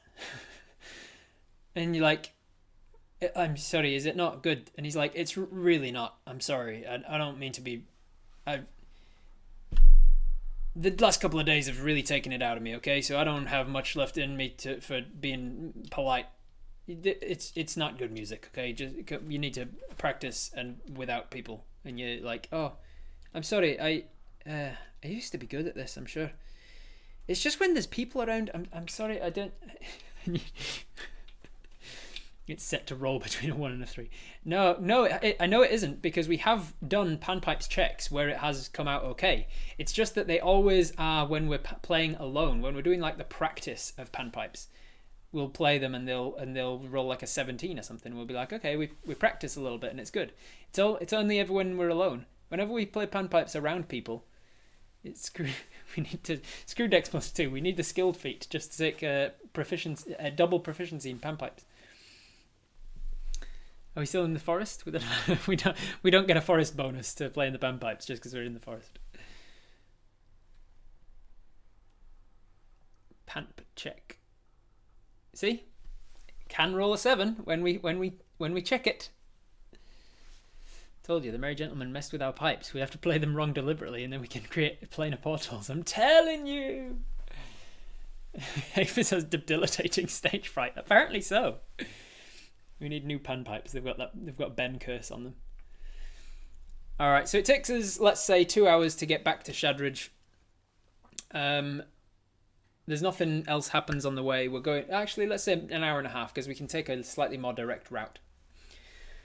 We take a slightly more direct route. We get back to Shadridge. We don't have to stop and pause to check tracks and things on the way. So we get back about early evening. It's early spring, so it would be still relatively short days. So we've got about an hour of light left of the day before the sun is completely set.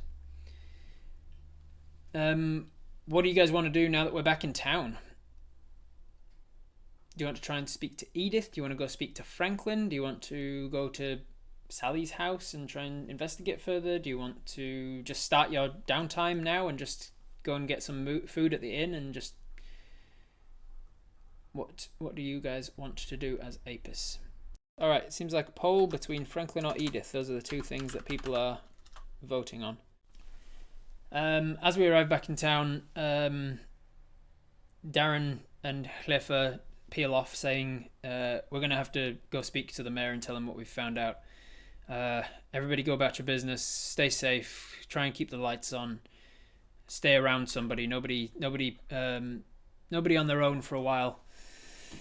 We're going to get through this. I feel like the worst is behind us." And then they peel off and leave us to peel off as well. Surely we would have talked to Franklin while he's with us. We've been... I suppose we could have talked to Franklin on the way back, couldn't we? Because we definitely couldn't on the way there. We were tracking and with Mosh away from the rest of the group. But I suppose we could. We were still leading the way back. We still needed some trackers in order to actually know which way to go, to not get lost. It's not like there's paths or roads. Edith. Most people are saying Edith. So I will say that we talked a little bit to Franklin on the way back. He, in the small amount that we have talked to him around other people, all he was willing to say was that he reiterated that he doesn't believe that she could have done it. He's in disbelief at her being responsible, and that although the evidence is against her, I think it'll come out that we'll learn why she was doing it, and it'll be for some other good reason. That's basically all he says on the way back. So we decide with 72% of the vote, we are going to go to Edith. We head over to her shop, where we find Quentin is still there. Quentin was the butcher and has decided to take the day off to just spend it with Edith to make sure she's okay. Joe has had to leave though. Joe has had to go back to work. But Quentin sees us coming. I don't know if Mosh is with us. Would Mosh still be with us? Mel is. Mel sticks with us. But Mosh has... What would he be doing otherwise? I think Mosh stays with us. Yeah, Mosh. There's no reason Mosh would want to do anything else, really.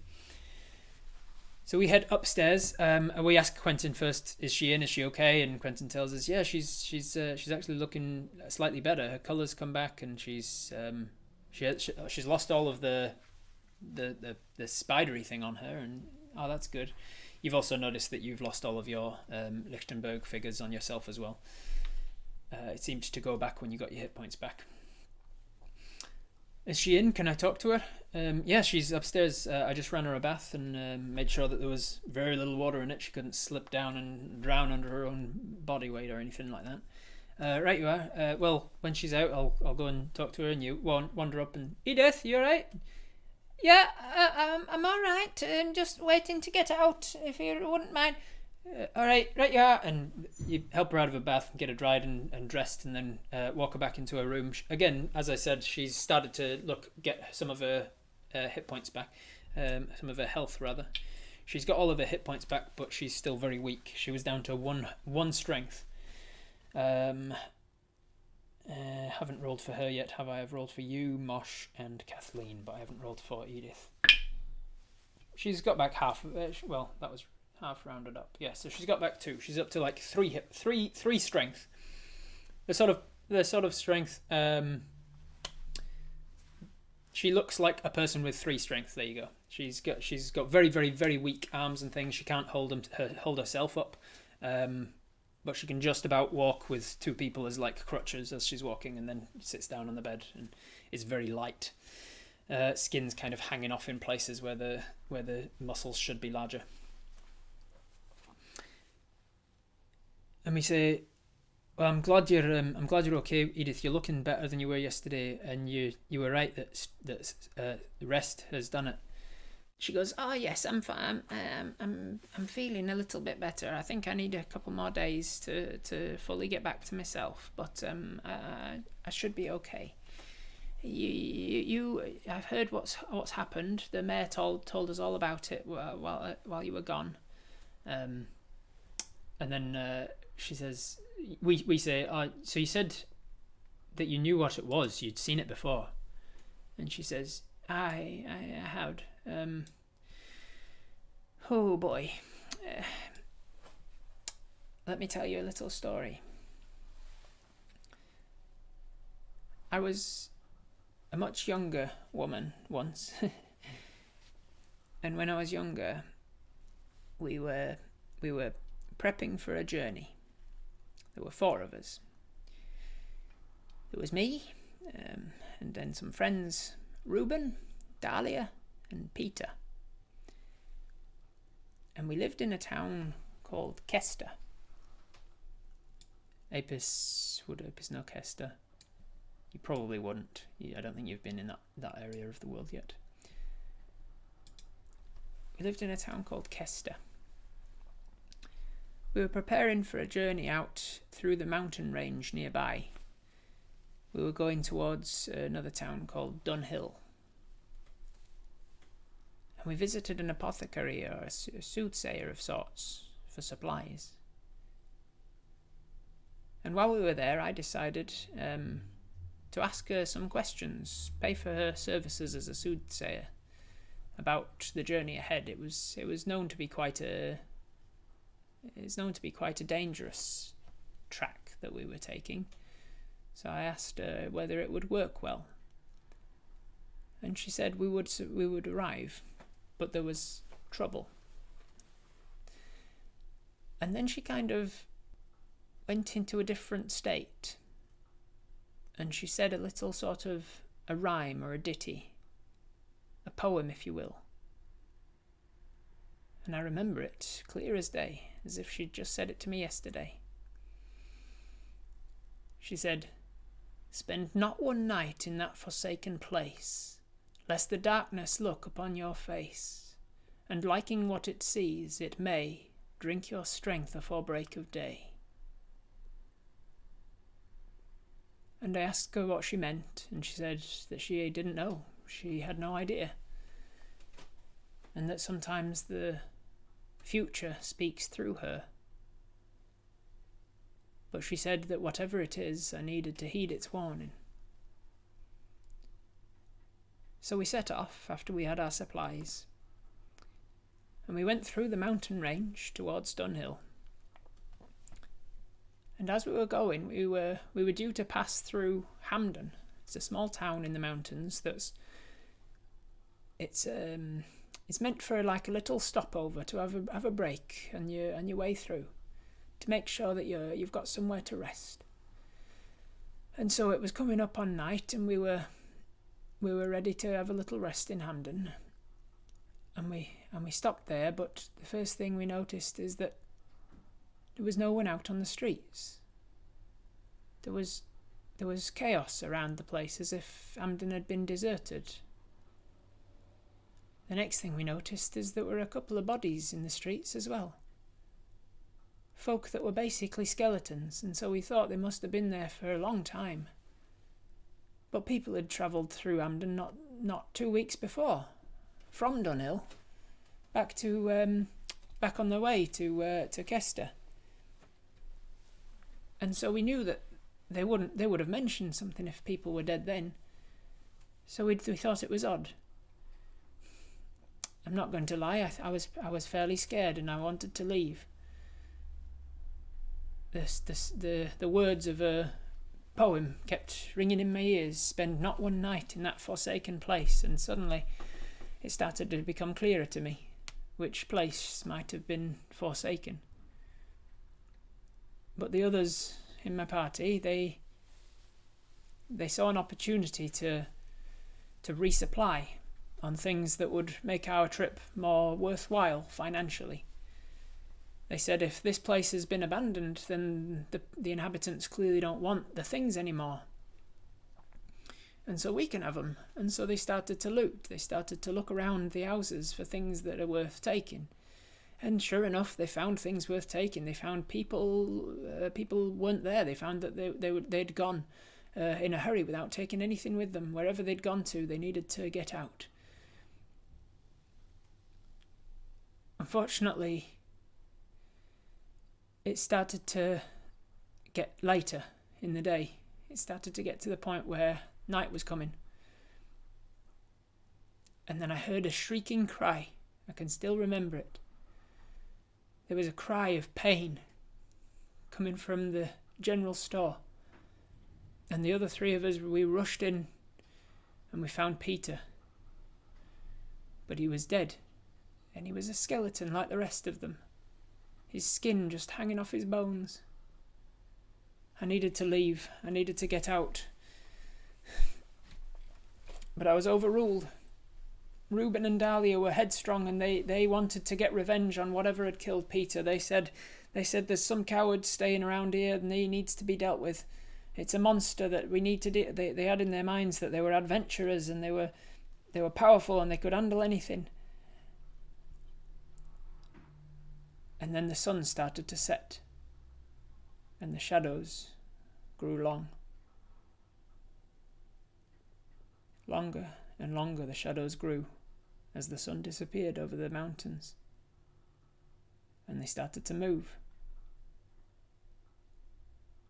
I am ashamed to say that I ran from that place. I just got on my horse and I ran. I told the others that we needed to leave, and they didn't leave. And I can still hear their screams. One of them grabbed me as I was leaving, or I thought it felt like I'd rushed through an icy shower, and it had gone right into my soul.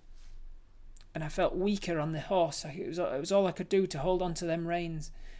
And I galloped and galloped, and I looked down at my hands as my muscles had gone. It had turned into this sickly look, like I am now, really, but not quite as bad. It was all I could do to hold on to those reins and stay on that horse as I ran through the night. That poor horse didn't make it in the end. I think I rode it too hard, and it never really recovered.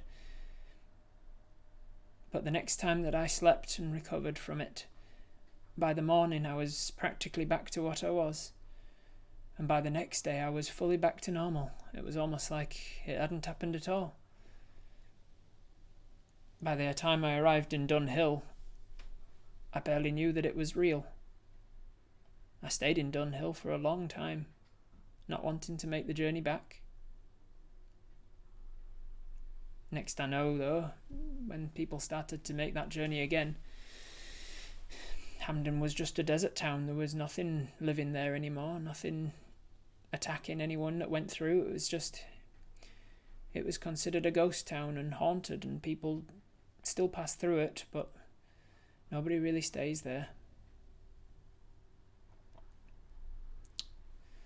I don't really know what they were or where they came from, but I know that the effect that they have on you is quick, and that if it happens, you can recover from it with a nice night's rest, if you can get it. And so as Edith comes to a close with her story, I'm going to leave it there, and we're going to pick up next time on episode 23 of Twitch Tales. I hope you can join me for it. Bye!